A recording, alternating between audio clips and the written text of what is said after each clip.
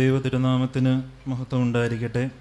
ഒരുപാട് തെറ്റിദ്ധരിക്കപ്പെട്ട ഒരു വ്യക്തിത്വം കൂടിയായിരുന്നു അമേരിക്കയുടെ എക്കാലത്തെയും ജനനായകനായ എബ്രഹാം ലിങ്കൺ.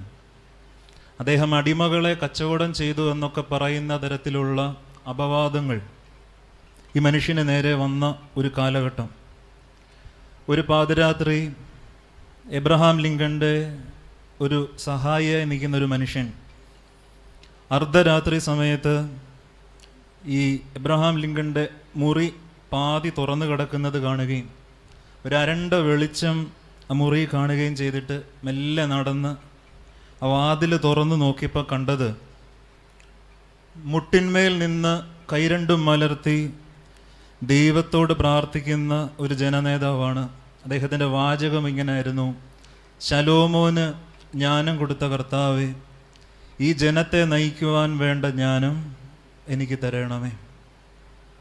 സ്നേഹമുള്ളവരെ, ഒരു മനുഷ്യൻ്റെ രഹസ്യ പ്രാർത്ഥന കേൾക്കാൻ പറ്റിയാൽ ആ മനുഷ്യൻ ആരാന്ന് നമുക്ക് മനസ്സിലാക്കാൻ പറ്റും. ഒരു മനുഷ്യൻ ശബ്ദങ്ങളില്ലാതെ അധരങ്ങൾ അനക്കി കണ്ണുനീരൊഴുക്കിക്കൊണ്ട് നടത്തുന്ന ആ പ്രാർത്ഥന അതെന്താണെന്ന് പിൽക്കാലത്തെങ്കിലും മനുഷ്യർക്കറിയാൻ പറ്റിയാൽ ഈ മനുഷ്യൻ്റെ ജീവിതം എന്തായിരുന്നു നമുക്ക് മനസ്സിലാക്കാൻ പറ്റും. കുന്നംകുളം ദേശത്ത് പ്ലേഗ് രോഗം വർദ്ധിച്ച ഒരു സമയം, പരിശുദ്ധ പാമ്പാടി തിരുമേനി കുന്നംകുളത്തുള്ള എൻ്റെ മക്കൾക്ക് രോഗമാണ്, എനിക്ക് അവിടെ പോകണമെന്ന് പറഞ്ഞ് ഇറങ്ങാൻ തുടങ്ങുന്നൊരു സമയം പരിശുദ്ധ ഗീവർഗീസ് ഉദിയൻ ബാവ പ്രത്യേകം പറഞ്ഞു, സൂക്ഷിക്കണം. അന്നത്തെ കാലത്തെ വൈദ്യന്മാർ പറഞ്ഞു, പിതാവെ സൂക്ഷിക്കണം, രോഗം പടരും. അത് വകവെക്കാതെ പാമ്പാടി ദേറായുടെ മദ്ബഹായുടെ ഉള്ളിലേക്ക് തിരുമേനി കയറി ചെന്നു. പുറത്ത് തിരുമേനിക്ക് പോകേണ്ട വാഹനം വന്നു. 1 മണിക്കൂർ കഴിഞ്ഞ് തിരുമേനി തിരശ്ശീല മാറ്റി ഇറങ്ങി വന്ന് വണ്ടിയെ കയറിപ്പോയി. സഹായിയായ ഒരു മനുഷ്യൻ മദ്ബഹായിൽ എന്തോ ആവശ്യത്തിന് കയറിയപ്പം കണ്ടത് ത്രോണോസിൻ്റെ താഴെയുള്ള ദർഗായുടെ പടി തിരുമേനിയുടെ കണ്ണുനീര് വീണ് നനഞ്ഞ് കുതിർന്ന് കിടക്കുന്നതാണ് കാണുന്നത്.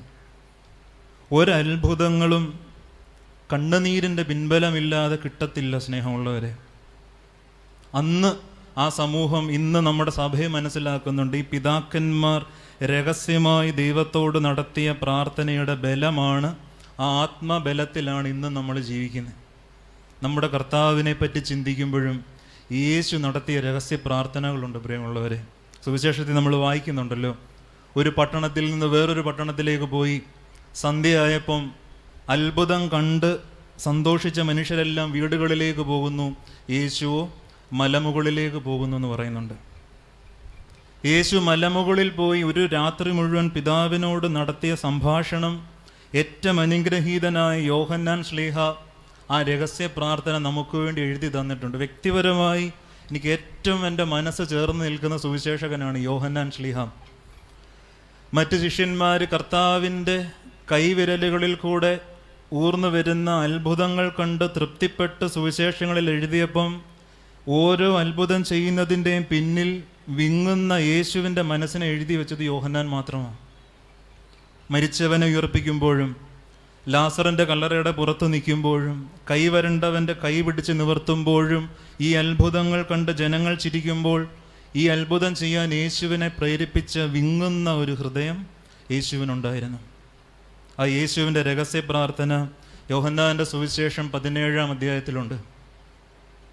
മരണത്തിന് നാഴികകൾക്ക് മുൻപ് യേശു തമ്പുരാൻ നടത്തുന്ന ആ രഹസ്യ പ്രാർത്ഥനയിൽ പിതാവിനോട് യേശു പ്രാർത്ഥിച്ച് പറയുന്ന ഒരു വചനമുണ്ട്: അവർ സാക്ഷാൽ വിശുദ്ധരാകേണ്ടതിന് ഞാൻ എന്നെ തന്നെ വിശുദ്ധീകരിക്കുന്നു. യോഹന്നാൻ്റെ സുവിശേഷം 17-ാം അധ്യായം 19-ാമത്തെ വാക്യം. അവർ സാക്ഷാൽ വിശുദ്ധരാകേണ്ടതിന് ഞാൻ എന്നെ തന്നെ വിശുദ്ധീകരിക്കുന്നു. സ്നേഹമുള്ളവരെ, ഈ അധ്യായവും ഇതിനു മുൻപുള്ള അധ്യായങ്ങൾ വായിക്കുമ്പോൾ നമുക്കറിയാം ഇതിൻ്റെ ഒരു പശ്ചാത്തലം. മരിക്കാൻ പോവുകയാണെന്ന് തിരിച്ചറിയുന്നൊരു മനുഷ്യൻ നടത്തുന്ന പ്രാർത്ഥനയും തിരുവത്താഴവും നമുക്ക് കാണാൻ പറ്റുന്നത്.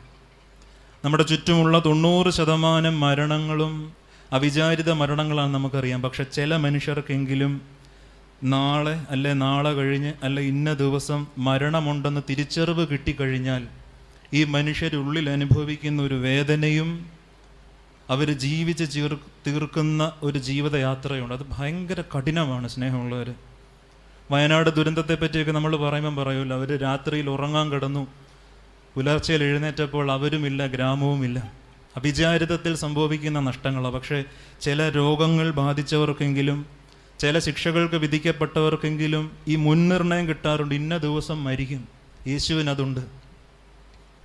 യേശുവിനെ പറ്റിയുള്ള പഠനങ്ങളിൽ പറയുന്നത് ബാല്യകാലം മുതലേ ഒരു മരണഭയം കർത്താവിനെ അലട്ടിയിരുന്നു എന്ന് പറയുമ്പം അതൊരിക്കലും യേശുവിൻ്റെ സ്വഭാവത്തിൻ്റെ വികലതയായിട്ടല്ല നമ്മൾ മനസ്സിലാക്കേണ്ടത്. കർത്താവ് കടന്നുപോയ ആന്തരിക നൊമ്പരമാണ് നമ്മൾ മനസ്സിലാക്കേണ്ടത്. നമ്മുടെ പള്ളികളിലൊക്കെ ഇരിക്കുന്ന ഒരു മാതാവിൻ്റെയും കുഞ്ഞിൻ്റെ ഒരു ഐക്കൺ ചിത്രം നിങ്ങൾ ശ്രദ്ധിച്ചിട്ടുണ്ടായിരിക്കും. മാതാവ് കുഞ്ഞിനെ ഇങ്ങനെ ചേർത്ത് മാർവോട് ചേർത്ത് അടക്കി വെച്ചിരിക്കുന്ന ഒരു ഐക്കൺ ചിത്രമുണ്ട്. ആ ചിത്രത്തിൻ്റെ രണ്ട് ഭാഗത്ത് രണ്ട് മാലാഖമാർ, ഒരാളൊരു കുന്തം പിടിച്ചുകൊണ്ടും ഒരാളൊരു കുരിശ് പിടിച്ചുകൊണ്ട് നിൽക്കുന്നുണ്ട്. ആ മാതാവ് ചേർത്ത് പിടിച്ചിരിക്കുന്ന യേശു ക്രിസ്തു എന്ന കുഞ്ഞ് ബാലൻ്റെ കാലിലെ ഒരു ചെരുപ്പ് പൊട്ടിയിരിക്കുന്നതായിട്ട് കാണാൻ പറ്റും. ഇത്തരം ഒരു മാതാവിൻ്റെ ചിത്രമുണ്ട്, നിങ്ങൾ ശ്രദ്ധിച്ചിട്ടുണ്ടാവും. അതിനൊരു പശ്ചാത്തലമുണ്ട് സ്നേഹമുള്ളവരെ.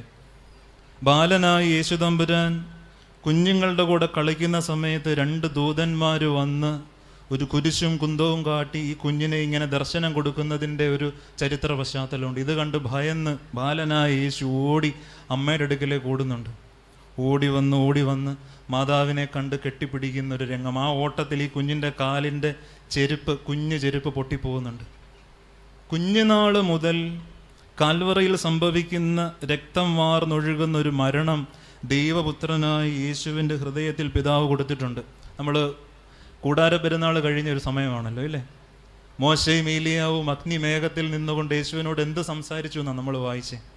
യെരൂശലേമിൽ സംഭവിക്കാനിരിക്കുന്ന നൊമ്പരങ്ങളെപ്പറ്റി അവർ സംസാരിക്കുന്ന മേഘത്തിൽ നിന്നുകൊണ്ട്. ഈ മരണത്തെ പറ്റിയുള്ള ആത്മഭാരം നിറഞ്ഞ് മലയിൽ പ്രാർത്ഥിക്കാനിരിക്കുമ്പോഴാണ് യേശു ഈ വചനം പറയുന്നത്. അവർ വിശുദ്ധരാകാൻ വേണ്ടി ഞാൻ എന്നെ തന്നെ വിശുദ്ധീകരിക്കുന്നു. യേശുവിൻ്റെ ജീവിതത്തിൻ്റെ ആകെയുള്ള സത്ത ഇതാണ് പ്രിയമുള്ളവരെ. അവസാനത്തെ തിരുവത്താഴം കഴിഞ്ഞ് ശിഷ്യന്മാരുടെ കാല് കഴുകി കഴിഞ്ഞ് യേശു ഒരു വചനം പറയുന്നുണ്ട്, ഞാൻ നിങ്ങളെ എങ്ങനെ സ്നേഹിച്ചോ അതുപോലെ പരസ്പരം സ്നേഹിക്കണം. സ്നേഹവും വിശുദ്ധിയും യേശുവിൻ്റെ ജീവിതത്തിൻ്റെ ആത്യന്തിക സത്തയായിട്ട് ഇങ്ങനെ പുറത്തേക്ക് നിർഗളിക്കുന്ന ഒഴുകുന്ന ഒരു സമയമാണ് തിരുവത്താഴവും തിരുവത്താഴത്തിന് ശേഷമുള്ള യേശുവിൻ്റെ പ്രാർത്ഥനയും. വേദപുസ്തകത്തിൻ്റെ സ്വപ്നമാണ് ഈ വിശുദ്ധി എന്ന് പറയുന്നത്. വേദപുസ്തകം കണ്ട സ്വപ്നമാണ്, ഞാൻ വിശുദ്ധനായിരിക്കുന്നത് പോലെ നിങ്ങളും വിശുദ്ധരായിരുവിൻ. സുവിശേഷങ്ങളിൽ അങ്ങും ഇങ്ങും എല്ലാം നമ്മൾ കാണുന്നുണ്ട്. പക്ഷേ അവസാനം യേശു നടത്തിയ രഹസ്യ പ്രാർത്ഥനയിൽ ഈ വചനം വായിക്കുമ്പോൾ നമുക്കതിൻ്റെ തീവ്രത മനസ്സിലാവും. ആരാണ് സ്നേഹമുള്ളവരെ ഈ വിശുദ്ധൻ എന്ന് പറഞ്ഞാൽ ആരാണ്?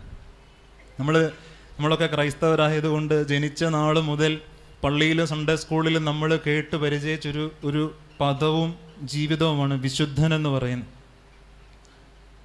നമുക്കതിനെപ്പറ്റി നേരായ ധാരണയെക്കാട്ടും തെറ്റിദ്ധാരണകൾ ഒരുപാടുണ്ട്. നമ്മളൊക്കെ വിചാരിക്കുന്നത് കഠിനമായ വ്രതങ്ങളിൽ വിരക്തി ജീവിതത്തിൽ കൂടെ കടന്ന് ശരീരം ക്ഷീണിച്ച് വയറൊട്ടി പ്രയാസങ്ങളിൽ കൂടെ കടന്നു പോകുന്നവരാണോ വിശുദ്ധരെന്ന്. അങ്ങനെ വിശുദ്ധന്മാർക്കൊരു ചിത്രമുണ്ടെങ്കിലും അത് വിശുദ്ധിയുടെ മാനദണ്ഡമാണെന്ന് നമ്മൾ വെറുതെ ധരിച്ചിട്ടുണ്ട്. അത്തരം പശ്ചാത്തലത്തിലാണ് യേശു ക്രിസ്തു സുവിശേഷങ്ങളിൽ പറയുന്നത് മനുഷ്യപുത്രൻ തിന്നുന്നവനും കുടിക്കുന്നവനുമായിട്ട് വന്നു. പിന്നെ വിശുദ്ധിയെ പറ്റിയുള്ള നമ്മുടെ ഒരു വ്യർത്ഥധാരണയാണ് വിശുദ്ധർ അത്ഭുതം ചെയ്യുന്നവരാണ്. നമ്മളങ്ങനെ ധരിച്ചു വെച്ചിട്ടുണ്ട്, വിശുദ്ധർ അത്ഭുതം മാത്രം ചെയ്യുന്നവരാണ്. അവിടെയും യേശു ഒരു മറുവചനം നമുക്ക് തരുന്നുണ്ട്. കുരിശേ കടക്കുമ്പം താഴെ നിൽക്കുന്നവർ പരിഹസിക്കുന്ന ഒരു പരിഹാസമുണ്ട്, നീ ദൈവപുത്രനാണെങ്കിൽ കുരിശിൽ നിന്ന് ഇറങ്ങി വരിക. ആ പരിഹാസ വചനത്തിനൊരു മറുപടിയായിട്ട് ഒരു അത്ഭുതവും ചെയ്യാതെ ന്യായാധിപൻ നീ ദൈവത്തിൻ്റെ പുത്രനാണെങ്കിൽ തെളിയിച്ചു തരിക എന്ന് മുഖത്തു നോക്കി പറയുമ്പം അത്ഭുതങ്ങളുടെ യാതൊരു അടയാളങ്ങളും ഇല്ലാതെ മിണ്ടാതിരിക്കുന്ന യേശുവിൻ്റെ മൗനം കുരിശിലും തുടരുന്നുണ്ട്. അന്നേരം വിശുദ്ധൻ്റെ അടയാളം അത്ഭുതങ്ങളല്ല സ്നേഹമുള്ളവരെ. പിന്നെ ആരാണ് വിശുദ്ധനെന്ന് പറയുന്നത്? രണ്ട് കഥകൾ പറയാം, രണ്ട് ചരിത്രത്തിൽ നടന്ന രണ്ട് സംഭവങ്ങൾ. അസീസിയിലെ വിശുദ്ധ ഫ്രാൻസിസിനെ പറ്റി നിങ്ങൾ കേട്ടിട്ടുണ്ടായിരിക്കും. ഫ്രാൻസിസ് അസീസി ക്രൈസ്തവ വിശ്വാസത്തിൻ്റെ സൂഫിയായിരുന്നു എന്നൊക്കെ അദ്ദേഹത്തെ പറ്റി പറയാറുണ്ട്, സീസയിലെ വിശുദ്ധ ഫ്രാൻസിസിനെ പറ്റി. അദ്ദേഹത്തിൻ്റെ പിതാവ് ബെർണാർഡോ ഭയങ്കര ധനവാനായ ഒരു മനുഷ്യനാണ്. ഈ വീട്ടിലെ ധനമെല്ലാം ഉപേക്ഷിച്ച് ഫ്രാൻസിസ് ദൈവത്തിന് വേണ്ടി ജീവിക്കാൻ ഇറങ്ങി പുറപ്പെടുന്ന ഒരു ജീവിതമുണ്ട്. എല്ലാം ഉപേക്ഷിച്ചുകൊണ്ട് ദൈവത്തിന് വേണ്ടി ജീവിക്കാൻ ഇറങ്ങി തിരിച്ച ഒരു ജീവിതം. ഒരുപാട് മനുഷ്യർ ഫ്രാൻസിസിൻ്റെ പുറകെ കൂടുന്നുണ്ട്. ഇതൊക്കെ കണ്ടിട്ട് പിതാവായ ബെർണാർഡോയ്ക്ക് ഭയങ്കര ദേഷ്യം കയറി. അസീസിയുടെ തെരുവിൽ ഫ്രാൻസിസ് നിൽക്കുന്നത് കണ്ട് അടുത്തു വന്ന് പറഞ്ഞു, നീ ഇന്ന് എൻ്റെ കൂടെ വീട്ടിൽ വരണം, ഇതെല്ലാം ഉപേക്ഷിച്ച് വരണം, ഒരു യേശുവുമില്ല, ഒരു ദൈവവുമില്ല, എൻ്റെ കൂടെ വീട്ടിൽ വരണം. ഫ്രാൻസിസ് കേട്ടില്ല. അപ്പൻ പറഞ്ഞു, നിൻ്റെ തീരുമാനം ഉറച്ചതാണ്, അതെ, എനിക്കിനി വീട്ടിലേക്കൊരു മടക്കമില്ല. നേരെ ഈ ധനവാനായ പിതാവ് ഫ്രാൻസിസിനോട് പറഞ്ഞു, അങ്ങനെയെങ്കിൽ നീ ഇട്ടിരിക്കുന്ന ഈ കുപ്പായം എൻ്റെ ആണടാ നാണം കെട്ടവനെ എന്ന് ഫ്രാൻസിസിൻ്റെ മുഖത്ത് നോക്കി പറഞ്ഞു. നീ യേശുവിന് വേണ്ടി ജീവിക്കാൻ ഇറങ്ങിയതല്ലേ, നീ കർത്താവിന് വേണ്ടി പീഡന ഏൽക്കാൻ ഇറങ്ങി, നീ എല്ലാം ഉപേക്ഷിച്ചിറങ്ങി, പക്ഷെ നീ ധരിച്ചിരിക്കുന്ന ഈ വസ്ത്രം പോലും എൻ്റേതാണെന്ന് മകൻ്റെ മുഖത്ത് നോക്കി പറഞ്ഞു. ഫ്രാൻസിസ് ആ നിമിഷം ധരിച്ചിരുന്ന വസ്ത്രം മുഴുവൻ അപ്പാടെ അഴിച്ച് അപ്പന് കൊടുത്തു. ഇനി എനിക്ക് ഭൂമിയിൽ അപ്പനില്ല, സ്വർഗത്തിലാണ് അപ്പനുള്ളത്.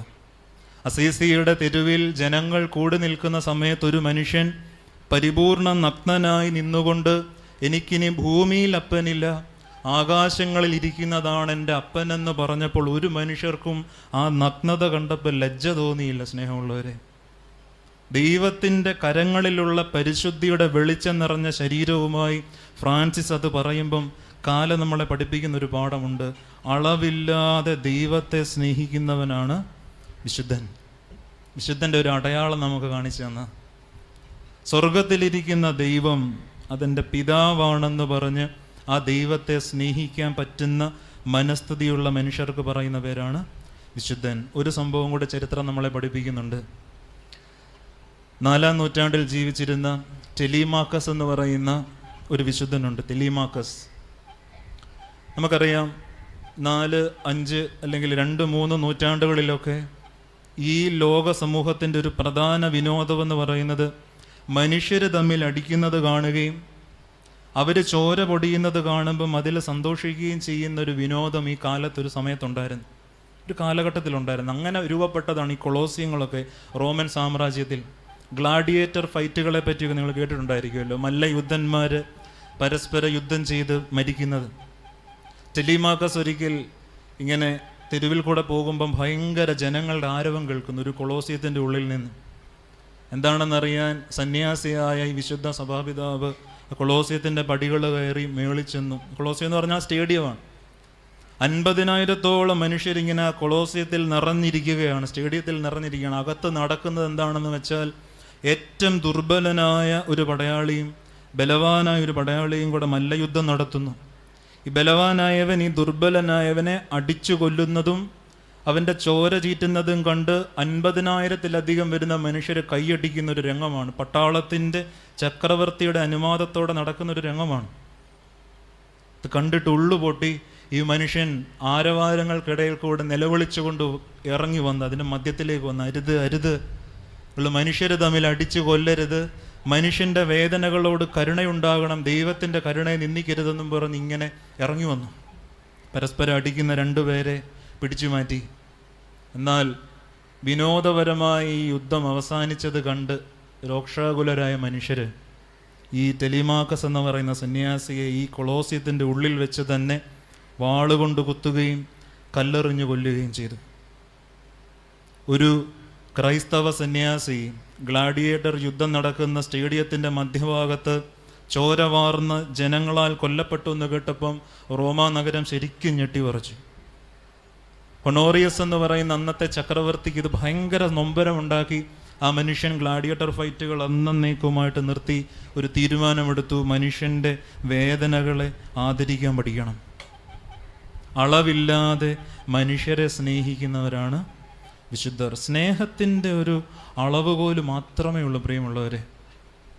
ഖലീൽ ജിബ്രാൻ പ്രവാചകൻ, പ്രൊഫറ്റ് എന്ന് പറയുന്ന ഒരു കവിതാ സമാഹാരത്തിൽ പറയുന്നുണ്ടല്ലോ, സ്നേഹം നിങ്ങളെ പൊതിയുവാൻ വേണ്ടി പിടിച്ചാൽ നിങ്ങൾ നിന്നു കൊടുക്കണം, ആ സ്നേഹത്തിൻ്റെ ചിറകിൻ്റെ തൂവലുകൾക്കിടയിൽ അവൻ വാളൊളിപ്പിച്ചിട്ടുണ്ടാവും.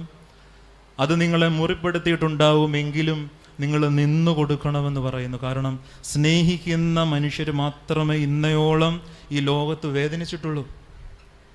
കുടുംബത്തെ സ്നേഹിക്കുന്നവർ, ജീവിത പങ്കാളിയെ സ്നേഹിക്കുന്നവർ, ദൈവത്തെ സ്നേഹിക്കുന്നവർ, എന്ത് വേദന നേരിട്ടാലും ഞാൻ എൻ്റെ സ്നേഹം അവസാനിപ്പിക്കുകയില്ല എന്ന് പറഞ്ഞ് വീണ്ടും സ്നേഹിക്കുന്ന മനുഷ്യർക്ക് നമ്മൾ കൊടുക്കുന്ന പേരാണ് വിശുദ്ധൻ.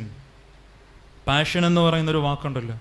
എത്ര ചോര പൊടിഞ്ഞാലും എത്ര നൊമ്പരങ്ങൾ അനുഭവിച്ചാലും സ്നേഹത്തിൽ നിന്ന് പിന്മാറാത്ത മനോഭാവത്തിന് നമ്മൾ കൊടുക്കുന്ന പേരാണ് ഈ പാഷൻ എന്ന് പറയുന്ന പദം. യേശു തമ്പുരാൻ മരണത്തിന് മുൻപ് പിതാവിനോട് നടത്തുന്ന ആ പ്രാർത്ഥന, പിതാവേ, അവർ വിശുദ്ധരാകാൻ ഞാൻ എന്നെ തന്നെ ആരാണ് ഈ അവർ എന്ന് പറയുന്ന? ആരെപ്പറ്റിയാണ് ഈ മൂന്നാം ബഹുവചനം ഉപയോഗിച്ച് 20 നൂറ്റാണ്ടുകൾക്ക് മുമ്പ് കർത്താവ് പ്രാർത്ഥിക്കുന്നത്? കൂടെ ഇരിക്കുന്ന മല കയറി വന്ന ഉറക്കം തൂങ്ങിയിരിക്കുന്ന 3 ശിഷ്യന്മാരെ കുറിച്ചാണ്. മലയുടെ താഴ്വാരത്തിൽ വീണ്ടും അലസതയോടിരിക്കുന്ന ബാക്കി ശിഷ്യന്മാരെ ഓർത്തിട്ടാണ്? ഒരിക്കലുമല്ല. ആ ശിഷ്യന്മാരുൾപ്പെടെ ഇന്ന് ഈ 2024 വർഷം ഈ വെയിലത്ത് വെരിക്കോസ് വെയിൻ വന്ന തിണർത്ത് കിടന്ന കാലുമായി മുട്ടുവേദനയുമായി വേച്ച് ഈ പള്ളിക്കകത്ത് ദൈവസന്നിധിയിൽ ഇരിക്കാൻ വേണ്ടി കടന്നു വന്ന നിങ്ങളുൾപ്പെടെ നമ്മളെല്ലാം 2000 വർഷം മുമ്പിലത്തെ യേശുവിൻ്റെ രഹസ്യ പ്രാർത്ഥനയിലുണ്ട്. പ്രിയമുള്ളവരെ, അവർ വിശുദ്ധരാകണം. ആര് വിശുദ്ധരാകണം?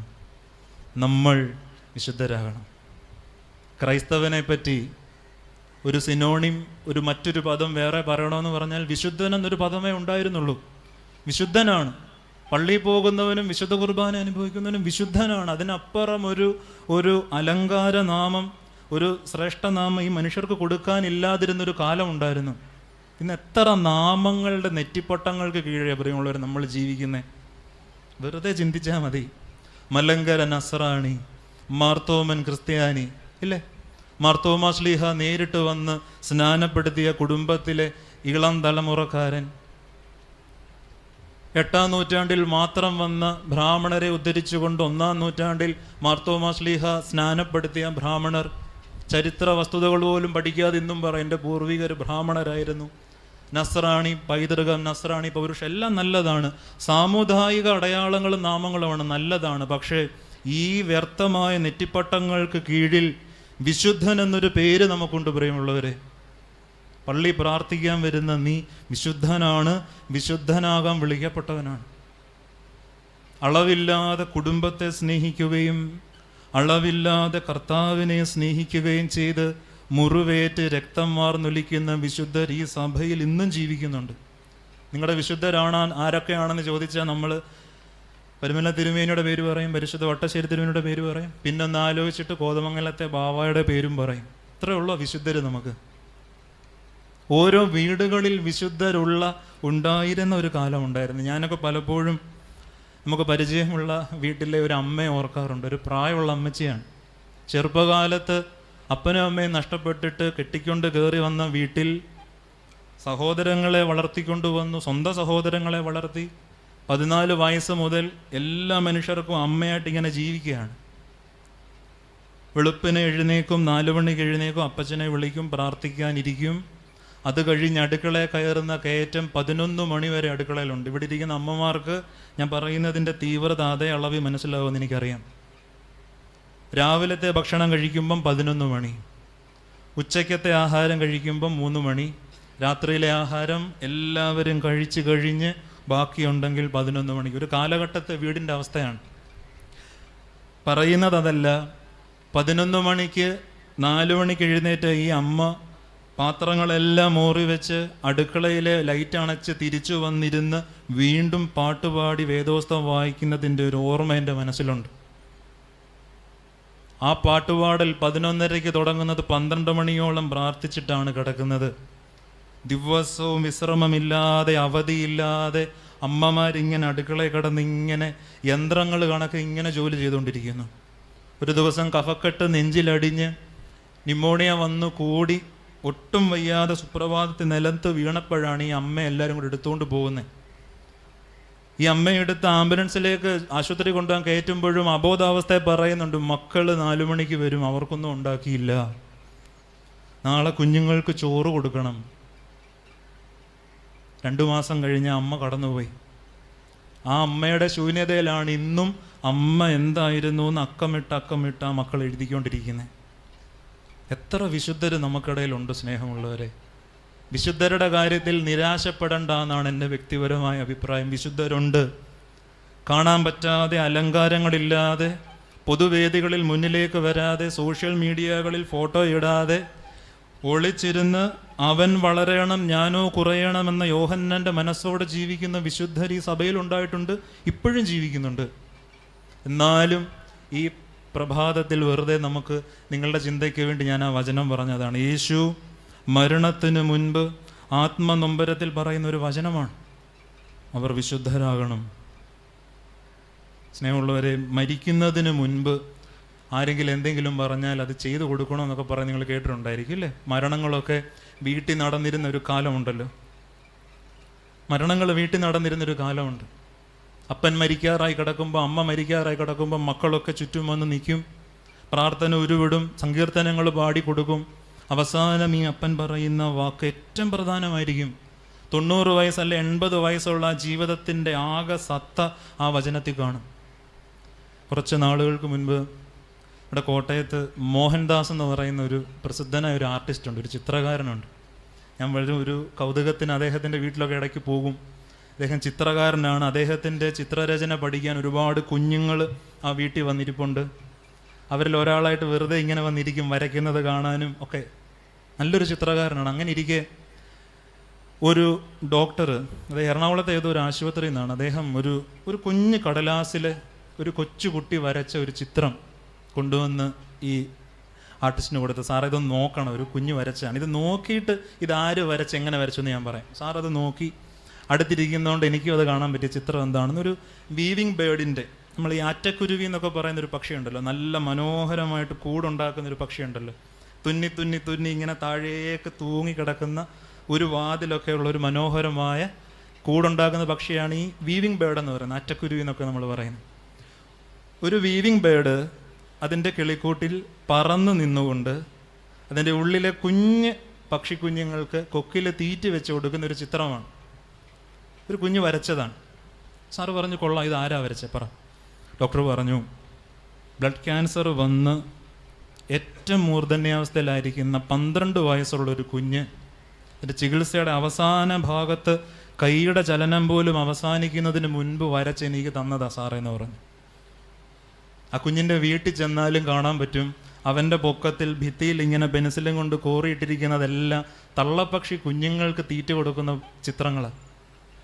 12 വർഷം ഈ ഭൂമി ജീവിച്ചൊരു കുഞ്ഞിൻ്റെ മനസ്സിലെ ഓർമ്മ, അമ്മ സ്നേഹത്തെ പറ്റിയുള്ള ഓർമ്മ, മരിക്കുന്നു എന്നറിയുന്നതിന് മുൻപ് ലോകത്തോട് പറയുന്നത് ഈ അമ്മ സ്നേഹത്തെ പറ്റിയാണ്. 33.5 വർഷക്കാലം അനുഭവിക്കാവുന്ന നൊമ്പരങ്ങളെല്ലാം അനുഭവിച്ച്, കേൾക്കാവുന്ന പഴികളെല്ലാം കേട്ട് ചോര വാർന്ന് ചാകുന്നതിൻ്റെ തലേ രാത്രി പിതാവിനോട് പ്രാർത്ഥിക്കുകയാണ്, കർത്താവേ, അവർ വരുന്ന തലമുറ, ലോകാവസാനത്തോളം എൻ്റെ പിന്നാലെ വരുന്നവർ, ഈ പന്തലിനുള്ളിലിരിക്കുന്നവർ, അവർ വിശുദ്ധരാകാൻ വേണ്ടി ഞാൻ എന്നെ തന്നെ വിശുദ്ധീകരിക്കുന്നു. സ്നേഹമുള്ളവർ, ഈ വചനത്തിൻ്റെ നമ്മുടെ ശ്രദ്ധ ക്ഷണിക്കുന്നൊരു ഭാഗമാണ്. യേശുദമ്പരാൻ എന്തിനാണ് സ്വയം വിശുദ്ധീകരിക്കുന്നത്? വിശുദ്ധനായവൻ എന്തിനു വീണ്ടും വിശുദ്ധീകരിക്കുന്നു സ്വയം? നമ്മൾക്ക് ഈ വേദഭാഗം വായിക്കുമ്പോൾ തോന്നുന്ന നമ്മുടെ ഒരു സംശയമാണ്. നമുക്കറിയാം, വേദപുസ്തകം എഴുതപ്പെട്ട ഭാഷ ഗ്രീക്ക് ഭാഷയാണ്, കൊയിനോ ഗ്രീക്ക് എന്നൊക്കെ പറയും. യവന ഭാഷയിൽ എഴുതപ്പെട്ട ഈ വചനത്തിൻ്റെ ഈ ഒരു വാക്കുണ്ടല്ലോ, ഞാൻ സ്വയം വിശുദ്ധീകരിക്കുന്നു എന്ന് പറയുന്നൊരു വാക്ക്, ഈ വിശുദ്ധീകരിക്കുക എന്ന് പറയുന്നൊരു വാക്ക് ഹാഗിയാസോ എന്ന് പറയുന്നൊരു ഗ്രീക്ക് വാക്ക്, ഒരു വെർബാണ്. ഇതിൻ്റെ അർത്ഥം എന്താണെന്ന് അറിയാമോ? ഞാൻ സ്വയം വേദനകൾക്ക് വേണ്ടി എന്നെ സമർപ്പിക്കുന്നു എന്നാണ്. മലയാളം ഭാഷയിലേക്ക് വന്നപ്പോൾ എത്ര വലിയൊരു ഭാഷാന്തരം വന്നതെന്ന് നോക്കി. അവർ വിശുദ്ധരാകാൻ, അവർ സാക്ഷാൽ വിശുദ്ധരാകാൻ, അവർ സത്യത്താൽ വിശുദ്ധരാകാൻ വേണ്ടി ഞാൻ എന്നെ വിശുദ്ധീകരിക്കുന്നു എന്ന് പറഞ്ഞാൽ, on their behalf I am setting a part എന്നാണ് പറയുന്നത്. അവർക്ക് വേണ്ടി ഞാൻ എന്നെ തന്നെ സമർപ്പിക്കുന്നു. ഐ ഡെഡിക്കേറ്റ് മൈസെൽഫ് എന്നൊക്കെ പറയുന്നുണ്ട്. കഷ്ടതയുടെ തലേ രാത്രി പിതാവിനോട് സങ്കട വ്യതയിൽ കർത്താവ് പ്രാർത്ഥിക്കുകയാണ്, അവർക്ക് വേണ്ടി വിശുദ്ധീകരണത്തിന് ഞാൻ എന്നെ സമർപ്പിച്ചു തരിക. എന്തിനാ കർത്താവ് സമർപ്പിച്ചു കൊടുത്തേ? നമ്മളിത് വായിക്കുമ്പോൾ മനസ്സിലാക്കണം, വിശുദ്ധീകരണത്തെപ്പറ്റി യേശുവിൻ്റെ മനസ്സിലുള്ള ചിന്ത പഴയ നിയമത്തിൻ്റെ ചിന്തയാണ്. ഒരു മനുഷ്യൻ പാപം ചെയ്താൽ അശുദ്ധനാണ്. നമ്മളെ പിതാക്കന്മാർ പഠിപ്പിക്കുന്ന അതാണ്. പാപം കഴുകിക്കളയണമെന്നൊക്കെ നമ്മുടെ പ്രാർത്ഥനകളിൽ നമ്മൾ പറയുന്നൊരു വാചകമുണ്ടല്ലോ. പഴയ നിയമത്തിൽ ഒരു മനുഷ്യൻ പാപം ചെയ്താൽ ഒരു ബലി വസ്തുവുമായി ദേവാലയത്തിലേക്ക് വരികയും ബലി നടക്കുകയും ചെയ്യുന്ന ഒരു അനുഭവം കണ്ടും വായിച്ചും വളർന്ന ആളാണ് യേശുക്രിസ്തു. അന്നേരം വിശുദ്ധീകരണം വരണമെങ്കിൽ ഒന്നാമത് ബലി നടക്കണമെന്ന് കർത്താവിനറിയാം. ബലി അത്ര നിസ്സാരമല്ലെന്ന് നമുക്കറിയാം. ഊമജന്തുക്കളെ അറക്കുന്നതിൻ്റെ വേദന, അത് ഈ സരള ഹൃദയരെന്നൊക്കെ നമ്മൾ പറയുന്ന സാധാരണ മനുഷ്യരൊക്കെ ചിന്തിക്കാറുണ്ട്, ഈ മൃഗം കഴുത്തറുക്കപ്പെടുമ്പോൾ എത്ര വേദന അനുഭവിക്കുന്നു. ബലി നിസ്സാരമല്ല സ്നേഹമുള്ളവരെ.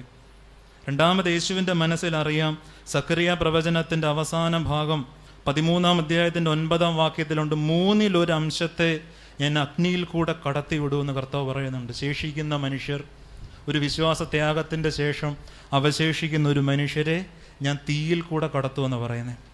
വെള്ളി ഊതി കഴിക്കുന്നത് പോലെ നമുക്ക് ആ പ്രക്രിയ അറിയാം. വെള്ളി, സ്വർണം ഇതെങ്ങനെ ശുദ്ധീകരിക്കപ്പെടുന്നു? ശുദ്ധീകരിക്കപ്പെടണമെങ്കിൽ തീക്കകത്തൂടെ കടന്നു പോകേണ്ട ഒരവസ്ഥയുണ്ടെന്ന് സക്കറിയ പ്രവാചകൻ പറഞ്ഞതുകൊണ്ടുകൂടെ യേശുവിനറിയാം. ശുദ്ധീകരണം വേദനയിൽ കൂടെ മാത്രമേ നടക്കത്തുള്ളൂ സ്നേഹമുള്ളവരെ. വേദനപ്പെടാതെ, രക്തം ചിന്താതെ, ശരീരം നൊമ്പരങ്ങൾ അനുഭവിക്കാതെ, ഉള്ളിൽ വേദനകൾ സഹിക്കാതെ വിശുദ്ധീകരണത്തിലേക്ക് ഒരു വഴിയുമില്ല.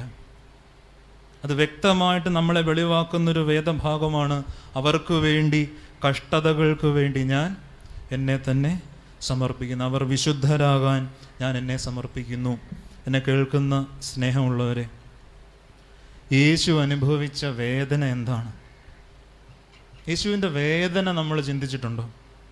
എനിക്ക് തോന്നുന്നു നമ്മുടെ ഓർത്തഡോക്സ് പാരമ്പര്യങ്ങളിലെ പ്രാർത്ഥനയുടെയൊക്കെ ഒരു പ്രത്യേകത, നമ്മൾ ഉയർപ്പിൻ്റെ മഹത്വം പാടി പ്രാർത്ഥിക്കുന്നവരാണ് നമ്മളെല്ലാം. ഒരു 365 ദിവസമുള്ളൊരു വർഷക്കാലം, ഒരു 6-7 ദിവസത്തിൻ്റെ ഹാശ ആഴ്ചകൾ കഴിഞ്ഞാൽ യേശുവിൻ്റെ കുരിശു മരണം നമ്മൾ എത്ര നാൾ ഓർക്കാറുണ്ട്?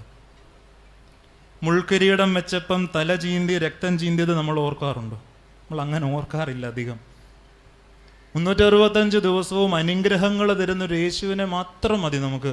അതുകൊണ്ടാണ് പഴയ കാലത്തെ പിതാക്കന്മാർ കൗമ ചൊല്ലുമ്പം, ദൈവമേ നീ പരിശുദ്ധനാകുന്നു, ബലവാനെ നീ പരിശുദ്ധനാകുന്നു, മരണമില്ലാത്തവനെ പരിശുദ്ധനാകുന്നു, ഞങ്ങൾക്ക് വേണ്ടി കുരിശിക്കപ്പെട്ടവനെ ഞങ്ങളുടെ മേൽ അനുഗ്രഹം ചെയ്യണേ എന്ന് ആരെങ്കിലും സൈഡിൽ നിന്ന് പറഞ്ഞാൽ തിരുത്തും. ഞങ്ങളോട് കരുണ ചെയ്യണേ എന്ന് പ്രാർത്ഥിക്കണം. അനുഗ്രഹം ഒരു വിഷയമല്ല സ്നേഹമുള്ളവരെ. അനുഗ്രഹവും ഐശ്വര്യവും തരുന്ന സരസ്വതി ദേവിയുടെ ചിത്രം പോലെ മദ്ബഹായിലേക്ക് നോക്കുമ്പം രക്തമൊലിക്കുന്ന തിരുശരീര രക്തങ്ങളെ തോന്നുന്നുവെങ്കിൽ വലിയ തെറ്റിദ്ധാരണയുടെ മൂടല്ല നമ്മൾ ജീവിക്കുന്നത്. ഐശ്വര്യദായകനായ, സുഖവും സന്തോഷവും വഴിഞ്ഞൊഴുകാൻ നമുക്ക് കൃപ തരുന്ന ദൈവത്തെ ഈ മദ്ബഹായിൽ നിങ്ങൾ അന്വേഷിക്കുന്നുണ്ടെങ്കിൽ തെറ്റിപ്പോയി. നമുക്ക് കർത്താവ് പഠിപ്പിക്കുന്നുണ്ട്, കരുണ ചെയ്യണമെന്ന് പിതാക്കന്മാർ പഠിപ്പിക്കുന്നുണ്ട്. കാരണം യേശുവിൻ്റെ വേദന നമ്മൾ മറക്കുന്നുണ്ട്. ഈ സമീപകാലത്ത് നടന്ന ഈ ദുരന്തം ഉണ്ടല്ലോ, നമ്മൾ പറയുന്ന മണ്ണൊലിപ്പിൻ്റെ ദുരന്തം, ഏറ്റവും സഹിക്കാൻ വയ്യാത്തൊരു കാര്യം. ഇത് സംഭവിച്ചു കഴിഞ്ഞപ്പം ഒരു കയ്യിലൊരു ഫോണും സ്വസ്ഥമായിട്ട് ഇരിക്കാനൊരു സ്ഥലവും ഉണ്ടെങ്കിൽ എല്ലാവരും എഴുതി വിടുകയാണ്, ദൈവം എവിടെ പോയി? കർത്താവ് ഉറങ്ങിയോ? എന്തിനു പ്രാർത്ഥിക്കുന്നു? ഇതൊക്കെ കേട്ട് പള്ളി വരുന്നവർ ഏറ്റു പറയുന്നുണ്ട്, സത്യമാ, ശരിയാ, ദൈവം എന്തിയെ? സ്നേഹമുള്ളവരെ, ഈ അനുഭവിക്കുന്നതിൻ്റെ അപ്പുറത്തെ പങ്കപ്പാടും പെടാപ്പാടും അനുഭവിച്ച് കടന്നുപോയ യേശുക്രിസ്തുവിനെ നോക്കിയാണ് നിങ്ങൾ പ്രാർത്ഥിക്കുന്നതെങ്കിൽ അവിചാരിത മരണങ്ങളിലും നൊമ്പരങ്ങളിലും തളർന്നു പോകത്തില്ല. കാരണം ഈ ജീവിതത്തിൻ്റെ അപ്പുറം ഒരു ജീവിതമുണ്ടെന്ന് പറഞ്ഞ് നമ്മളെ അതിലേക്ക് നയിക്കുന്നവനാണ് കർത്താവ്. അതുകൊണ്ട് യേശുവിൻ്റെ വേദന ഓർക്കുന്നെങ്കിൽ എത്ര മണ്ണിടിഞ്ഞാലും ഏത് വെള്ളം പൊങ്ങിയാലും യേശുവിൽ പിടിച്ചു നിൽക്കും.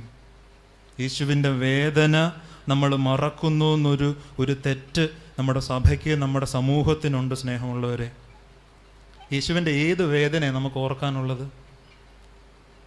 കഷ്ടാനുഭവാഴ്ച നിശ്ചയമായിട്ടും കർത്താവിന് ശരീരത്തിലേറ്റ വേദനകളാണ് നമ്മൾ ഓർക്കുന്നത്, ഇല്ലേ? നമ്മുടെ പണ്ട് കാലത്തൊക്കെ നമ്മുടെ അപ്പച്ചന്മാരും അമ്മച്ചിമാരൊക്കെ വീട്ടിലുള്ള സമയം ദുഃഖവെള്ളിയാഴ്ച ഒക്കെ ആകുമ്പം, കഷ്ടാനുവാഴ്ചയൊക്കെ ആകുമ്പോൾ അവരുടെ ഒരു ഭക്തിയുടെ ഒരു പ്രകടനമാണ്. ഒരാഴ്ച TV വെക്കണ്ട, നമുക്കൊരാഴ്ച പ്രാർത്ഥിക്കാൻ, TV ഒന്നുമില്ല, ഭയങ്കര ഒരുക്കമാണ് വീട്ടിൽ. ദുഃഖവെള്ളിയാഴ്ച പള്ളി പോകുന്നതിൻ്റെ തലേ രാത്രി പെസഹായൊക്കെ കഴിഞ്ഞ ഒരു പകല് കൊച്ചുമക്കളുണ്ടെങ്കിൽ ഈ അപ്പച്ചന്മാരും അമ്മച്ചിമാരൊക്കെ ഇങ്ങനെ പറഞ്ഞു കൊടുക്കും, കർത്താവ് എന്തുമാത്രം കഷ്ടത സഹിച്ചു, ഉഴവ് ചാല് പോലെ അവൻ്റെ മുതുക് കീറി, ഇതെല്ലാം പറഞ്ഞു കൊടുക്കും. നമ്മൾ ഇന്നും മനസ്സിലാക്കുന്ന കർത്താവിൻ്റെ ശരീരത്തിൻ്റെ ത്വക്ക് നിറം കാണാൻ പറ്റാത്തതുപോലെ ചുവന്നുപോയി. നമുക്കറിയാം അത്രത്തോളം രക്തം ചീന്തി. പക്ഷേ സ്നേഹമുള്ളവരെ, ശരീരത്തിൽ അനുഭവിച്ചതിനെക്കാട്ടിലും വേദന അകത്തനുഭവിച്ചവനാണ് കർത്താവ്. ആന്തരിക വ്രണങ്ങൾ അനുഭവിച്ചവനാണ്, ആന്തരിക പീഡ അനുഭവിച്ചവനാണ് നമ്മുടെ യേശുക്രിസ്തു. ഒരു 33.5 വർഷക്കാലത്തെ ജീവിതത്തിൽ 33.5 വർഷക്കാലവും കണ്ണുനീരൊഴുക്കിയ ഒരു യേശുവിനെ നിങ്ങൾ പരിചയപ്പെടണം നിശ്ചയമായിട്ടും. കാരണം എനിക്കറിയാം, അഭിമന്യ പിതാവ് ഓർമ്മിപ്പിച്ചു, 40 വയസ്സ് മുതൽ ഒരു 65-70 വയസ്സ് വരെ ഉള്ളവരാണ് ഇവിടെ ഇരിക്കുന്നതെങ്കിൽ കവിളിൽ കൂടെ കണ്ണുനീരളവില്ലാതെ ഒഴുകുന്നതിൻ്റെ ജീവിതാവസ്ഥ എന്താണെന്ന് നിങ്ങൾക്കറിയാം. ഒരു യൂത്ത് ലീഗ് പോയി പറഞ്ഞാൽ അവർക്ക് മനസ്സിലാകത്തില്ല. മക്കളെയും കൊച്ചുമക്കളെയും പട്ടിണിയുടെ പെടാപ്പാടിൽ വളർത്തിക്കൊണ്ടുവന്ന് ഇന്ന് അവർ വേറൊരു ദേശത്ത് കരപറ്റി ഇന്നും അവർക്ക് വേണ്ടി പ്രാർത്ഥിച്ചുകൊണ്ട് ഏകാന്തതയിൽ വീട്ടിലിരിക്കുമ്പോഴും ഇവിടെ പള്ളിയിൽ ഒരു പ്രാർത്ഥന നടക്കുമെന്ന് എന്നറിഞ്ഞ് വേച്ച് ഈ വെയിലത്ത് പള്ളിയിലേക്ക് കടന്നു വന്ന നിങ്ങൾക്കറിയാം കരയുന്നതിൻ്റെ പ്രയാസം എന്താണ്, കണ്ണുനീരൊഴുക്കുന്നതിൻ്റെ വേദന എന്താണെന്ന് നിങ്ങൾക്കറിയാം. അന്നേരം മനസ്സിലാക്കണം സ്നേഹമുള്ള അമ്മന്മാരെ, പിതാക്കന്മാരെ, കർത്താവ് കണ്ണുനീരൊഴുക്കുകയാണ്. എന്തുമാത്രം മാനസിക ആന്തരിക ക്ലേശങ്ങൾ യേശു അനുഭവിച്ചിട്ടുണ്ട്. അതിന് ഏറ്റവും നല്ലൊരു ഉദാഹരണം സുവിശേഷത്തിൽ പറയുന്നുണ്ട്. അവൻ്റെ വീട്ടുകാർ പോലും അവന് ഭ്രാന്താണെന്ന് പറയുന്നൊരു രംഗമുണ്ട്. ഇന്ന് നമ്മൾ ഏറ്റവും കൂടുതൽ തരണം ചെയ്യാൻ പറ്റാത്ത ഒരു വിശേഷണമാണ് അവന് വട്ടാണെന്ന് പറയുന്നത്, ഇല്ലേ? എത്ര മനുഷ്യർ മാനസിക ബലഹീനതയിൽ നമ്മുടെ ഇടയിൽ ജീവിക്കുന്നുണ്ടെന്നറിയാമോ? എത്ര മനുഷ്യർ ഒരിക്കൽ പോലും ഒരു ആശുപത്രി വരാന്തയുടെ, ഒരു സൈക്കാട്രി സെക്ഷൻ്റെ വരാന്തയിൽ ചെന്ന് പെട്ടിട്ടില്ലാത്ത മനുഷ്യർക്കെല്ലാം മാനസിക പ്രയാസം അനുഭവിക്കുന്നവർ ഇന്നും വട്ടന്മാരാണ്. 4 മണിക്ക് ചായ കുടിക്കുമ്പം പറഞ്ഞ് ചിരിക്കാൻ പറ്റുന്ന ഒരു തമാശയാണ്, അവക്കെന്തോ സമനില പറ്റി, വീടിന് പുറത്ത് വരുന്നില്ല, 6 മാസം അടച്ച് വീട്ടിലിരുന്നു, അയാൾക്കെന്തോ കുഴപ്പമുണ്ട്, ഉറക്കമില്ല. സ്വന്തം ജീവിതത്തിൽ സൈക്കാട്രി ഡോക്ടറുടെ മുറിയുടെ വെളിയിൽ ടോക്കൺ വിളിക്കുന്നത് കാത്ത് ഇരിക്കുന്നത് വരെ മനസ്സ് കയ്യിൽ നിന്ന് പോകുന്നതിൻ്റെ നൊമ്പരം നമ്മൾ അറിയാറില്ല. ഇപ്പം നമ്മുടെ മലയാളത്തിലൊരു നല്ല എഴുത്തുകാരൻ എഴുതി വരുന്നുണ്ട്, മുഹമ്മദ് അബ്ബാസ് എന്ന് പറയുന്നൊരു എഴുത്തുകാരനുണ്ട് ഇന്ന് മലയാളത്തിൽ. ശരിക്കും സ്വയം വിഷാദ രോഗത്തിനും ഡിപ്രഷനും മരുന്ന് കഴിക്കുന്ന ആളാണെന്ന് വിളിച്ചു പറയാൻ മടിയില്ലാത്തൊരു എഴുത്തുകാരനായിട്ടാണ് ഞാൻ കണ്ടിട്ടുള്ളത് അദ്ദേഹത്തെ.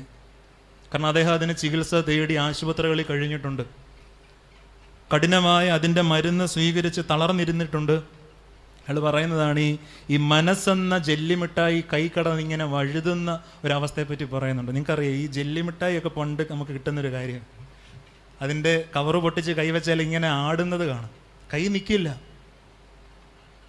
എന്തുണ്ടെന്ന് പറഞ്ഞാലും മാനസിക നില, സമനില അത് നഷ്ടപ്പെട്ടാൽ കയ്യിൽ നിന്ന് വഴുതിപ്പോയ ജീവിതം പോയി. പ്രിയമുള്ളവരെ, സൗന്ദര്യമുണ്ടോ പണമുണ്ടോ എന്നൊന്നും ആരും നോക്കത്തില്ല. പിന്നെ ഒരൊറ്റ ലേബലിൽ ഇങ്ങനെ പച്ചകുത്തി അങ്ങ് മാറ്റി നിർത്തും, തലയ്ക്ക് സ്ഥിരതയില്ലാത്തവൻ. പക്ഷെ അത്തരം മനുഷ്യരുടെ വേദന കൂടെ സഭ നമ്മൾ അറിയേണ്ട ഒരു കാലഘട്ടത്തിൽ കൂടെ കടന്നു പോകുന്നേ. മനസ്സിന് നൊമ്പരം അനുഭവിക്കുന്ന മനുഷ്യരെ അറിയണം. യേശു തമ്പുരാൻ ഈ രഹസ്യ പ്രാർത്ഥന നടത്തുന്ന സമയത്ത് അവിടെ സംഭവിച്ച ഒരവസ്ഥയെപ്പറ്റി സുവിശേഷത്തിൽ പറയുന്നുണ്ട്. അവൻ പ്രാർത്ഥിച്ചു കൊണ്ടിരുന്നപ്പം അവൻ്റെ വിയർപ്പ് തുള്ളികൾ നിലത്ത് വീഴുന്ന രക്തത്തുള്ളി പോലെ വീണു എന്ന് പറഞ്ഞു. രക്തം കിനിഞ്ഞ് പ്രാർത്ഥിച്ചു കർത്താവ്. എന്തൊരു പ്രാർത്ഥനയാണ് നമ്മളെ പഠിപ്പിക്കുന്നത്. രക്തം വിയർത്ത് പ്രാർത്ഥിച്ചവരൊന്നും ഇവിടെ ഉണ്ടെന്ന് എനിക്ക് തോന്നുന്നില്ല. സങ്കടപ്പെട്ടും നേർച്ച നേർന്നും കുമ്പിട്ടും പ്രാർത്ഥിച്ചവർ കാണും. മനസ്സിൻ്റെ ഭാരത്തിൽ എപ്പോഴാണ് ഒരു മനുഷ്യൻ രക്തം വിയർക്കുന്നത്? ലിയോണാർഡോ ഡാവിഞ്ചിയുടെ എഴുത്തുകൾ, നിങ്ങൾക്ക് ഡാവിഞ്ചി അറിയാമല്ലോ, വലിയ ചിത്രകാരനും വലിയ ഒരു പ്രതിഭയാണ്. അദ്ദേഹം ഒരു നോവലിൽ ഒരു പദം ഉപയോഗിച്ചിട്ടുണ്ട്, ഹെമറ്റോഹിഡ്രോസിസ് എന്ന് പറയുന്ന ഒരു കൊച്ചു പദം ഡാവിഞ്ചി ഉപയോഗിച്ചിട്ടുണ്ട്. ഒരു കുറിപ്പിലാണ്. അതായത് ഒരു റോമൻ പടയാളി യുദ്ധം കഴിഞ്ഞ് തിരികെ വന്ന സമയത്ത് അയാൾ രക്തം വീർത്തു, പിന്നെ അത്ഭുതത്തോടെ എഴുതി. എന്താ ഈ അവസ്ഥ എന്ന് പറയുന്നത്? മെഡിക്കൽ ടേമാണ് ഈ ഹെമറ്റോഹിഡ്രോസിസ് എന്ന് പറയുന്നത്. മനുഷ്യർ രക്തം വിയർക്കുന്നത് എപ്പോഴാണ്? താങ്ങാനാകാത്ത മനസ്സിൻ്റെ സങ്കടം ഒരു മനുഷ്യന് ഹൃദയത്തിൽ വരികയും അത് താങ്ങാനാകാതെ വരുമ്പം അവൻ്റെ വിയർപ്പ് ഗ്രന്ഥിക്ക് ചുറ്റുമുള്ള നേർത്ത ഞരമ്പുകൾ പൊട്ടി അത് രക്തവുമായിട്ട് കലർന്നാണ് ഈ രോമകൂപത്തിൽ നിന്ന് പോലും രക്തം കിനിയുന്ന അവസ്ഥയിലേക്ക് ഒരു മനുഷ്യൻ വഴുതി വീഴുന്നത്. നിങ്ങൾ എബ്രായ ലേഖനം വായിച്ചു നോക്കണം. ആദ്യത്തെ അധ്യായങ്ങളിൽ തന്നെ പറയുന്നുണ്ട്, പിതാവിനോട് എന്നെ ഈ കാസായിൽ നിന്ന് രക്ഷിക്കണേ എന്ന് പ്രാർത്ഥിച്ച് നിലവിളിച്ച് കരയുന്ന യേശുവിനെ അവിടെ ലേഖകൻ നമുക്ക് പരിചയപ്പെടുത്തുന്നുണ്ട്. രക്തം വിയർക്കണമെങ്കിൽ യേശു അനുഭവിച്ച മാനസിക വ്യഥ എന്താണ് സ്നേഹമുള്ളവരെ? ഈ മാനസിക വ്യഥയുടെ പശ്ചാത്തലത്തിൽ വേണം പരിശുദ്ധ കന്യക മറിയാമിനെ നമ്മൾ ധ്യാനിക്കാൻ. കാരണം കുഞ്ഞിന് വേദനിച്ചാൽ ആർക്ക് വേദനിക്കും? അമ്മയ്ക്ക്. ഞാൻ പറയാതെ തന്നെ ഒരേ സ്വരത്തിൽ പറഞ്ഞല്ലോ എല്ലാവരും. കുഞ്ഞ് കരഞ്ഞാൽ ആര് കരയും? അമ്മ കരയും. അത് മകൻ എത്ര വയസ്സുണ്ടെങ്കിലും, 60 വയസ്സായാലും 65 വയസ്സായാലും മക്കളുടെ ദുരിത പ്രയാസങ്ങളിൽ കൂടെ അവർ കടന്നു പോയാൽ അവർ പോലും പറയാതെ അറിയുന്ന ആളാണ് അമ്മ. കുറച്ച് നാളുകൾക്ക് മുമ്പ് നടന്നു എന്ന് പറയപ്പെടുന്ന ഒരു ക്രൂരമായ ഒരു പരീക്ഷണമുണ്ട്, ഒരു റാബിറ്റ് എക്സ്പെരിമെൻ്റ് ഉണ്ട്. അതായത് നമുക്കറിയാം, നമ്മളൊക്കെ വീട്ടിൽ മുയലുകളെ വളർത്താറുണ്ട് അല്ലേ? മുയൽ കുഞ്ഞുങ്ങളൊക്കെ നമുക്കുണ്ട്. ഒരു മുയലമ്മയെ മാറ്റി നിർത്തി ഈ മുയൽ കുഞ്ഞുങ്ങളെ ഒരുപാട് ദൂരെ കൊണ്ടുപോയി, 1 കിലോമീറ്ററോളം അപ്പുറം കൊണ്ടുപോയി. പരീക്ഷണമാണ്. ഈ ഓരോ മുയൽ കുഞ്ഞുങ്ങൾക്കും വേദന കൊടുത്തതിനെ കൊല്ലുന്ന ഒരു പരീക്ഷണമാണ്. എന്തോ ചുറ്റിക പോലുള്ള ഒരു ആയുധം വെച്ച് ഇതിനെ ഓരോന്നിനെ കൊല്ലുമ്പം 1 കിലോമീറ്റർ അപ്പുറം നിൽക്കുന്ന ഈ കുഞ്ഞ് പെടയുമ്പം ഇവിടെ ഇരിക്കുന്ന അമ്മ പെടയുന്നുണ്ട്. ഓരോ കുഞ്ഞിനെ അടിയേക്കുമ്പോൾ ഇവിടെ വെറുതെ അമ്മ ഞെട്ടുകയാണ്.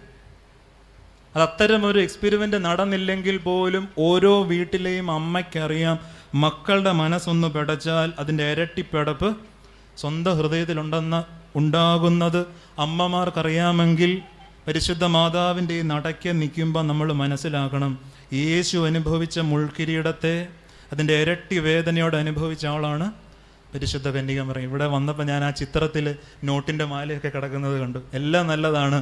ഏത് മാതാവിൻ്റെ ചിത്രത്തിലേക്ക് സൂക്ഷിച്ചു നോക്കിയാലും, നിങ്ങളുടെ സങ്കടങ്ങളിൽ നിങ്ങളുടെ കരഞ്ഞ് കലങ്ങിയ കണ്ണുകൾ കൊണ്ട് നിങ്ങൾ സൂക്ഷിച്ചു നോക്കിയാൽ മാതാവ് ഏറ്റപ്പെട്ട കുരിശ് നിങ്ങൾക്ക് കാണാൻ പറ്റും.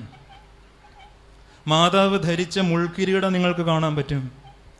കൈകാലുകൾ തുളഞ്ഞ മാതാവിൻ്റെ ആണിപ്പാടുകളെയും അടിച്ച ആണികളെയും കാണാൻ പറ്റും. കാരണം യേശുവിന് വേണ്ടി ജീവിക്കണമെന്ന് ഏത് മനുഷ്യൻ നിശ്ചയമെടുക്കുന്നോ അവന് ശരീരത്തിലും മനസ്സിലും മുറിവുകൾ ഉണ്ടാവും. സ്നേഹമുള്ളവരെ, സ്റ്റിഗ്മാറ്റ സെയിൻസ് എന്ന് പറയുന്നൊരു ഒരു ഗണം വിശുദ്ധർ നമ്മുടെ സഭകളിലൊക്കെ നമ്മൾ കേട്ടിട്ടുണ്ടല്ലോ. പഞ്ചക്ഷതങ്ങളുള്ള വിശുദ്ധരില്ലേ, നിങ്ങൾ കേട്ടിട്ടുണ്ടല്ലോ.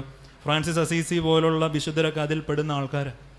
ഒരു വെള്ളിയാഴ്ച ഒരു ചൊവ്വാഴ്ച ദിവസം കൈകാലുകളിൽ നിന്ന് നെറ്റിയിൽ നിന്ന് യേശുവിന് എവിടെല്ലാം മുറിവേറ്റോ ആ മുറിവുകളിൽ നിന്ന് തനിയെ മുറിവുണ്ടായി രക്തമൊലിക്കുന്ന സ്റ്റിഗ്മാറ്റ സെയിൻസ് നമുക്കിടയിൽ ഉണ്ടെന്ന് പറയുമ്പം മനസ്സിലാക്കണം, വിശുദ്ധിയുടെ വഴി എന്ന് പറയുന്നത് ഈ രക്തമൊലിക്കുന്ന കണ്ണുനീരൊഴുകുന്ന വഴിയാണ്. സ്നേഹമുള്ളവർ, അതിനെയാണ് കർത്താവ് ഈ ഇടുങ്ങിയ വഴി എന്നൊക്കെ പറയുന്നത്.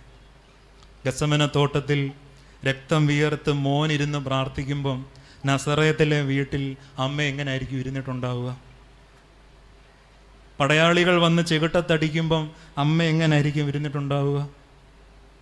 വസ്ത്രമഴിച്ച് സ്ത്രീജനങ്ങളുടെ മുൻപിൽ ഒരു മരത്തേൽ രക്തമൊലിക്കുന്നവനായി തൂക്കിക്കടത്തിയപ്പം ഈ അമ്മയുടെ മനസ്സിൽ എന്തായിരിക്കും കടന്നു പോയിട്ടുണ്ടാവുക? നിലവിളിച്ച് കരയുന്ന മാതാവിനെ നമ്മൾ കാണുന്നുണ്ടോ? സുവിശേഷത്തിൽ വാവിട്ട് നിലവിളിക്കുന്ന മാതാവിനെ രേഖപ്പെടുത്തിയിട്ടില്ല.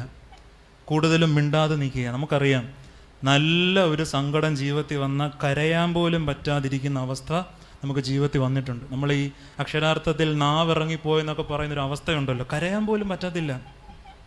ചില അവിചാരിത മരണങ്ങളിൽ ചില മനുഷ്യർ മരവിച്ച് കണ്ണുനീര് പോലും ഇല്ലാതെ മൃതശരീരത്തിൻ്റെ അരികിൽ നിൽക്കുന്ന അവസ്ഥ നിങ്ങൾ കണ്ടിട്ടുണ്ടല്ലോ. ആ വേദന അളക്കാൻ പറ്റത്തില്ല. സ്നേഹമുള്ളവരെ,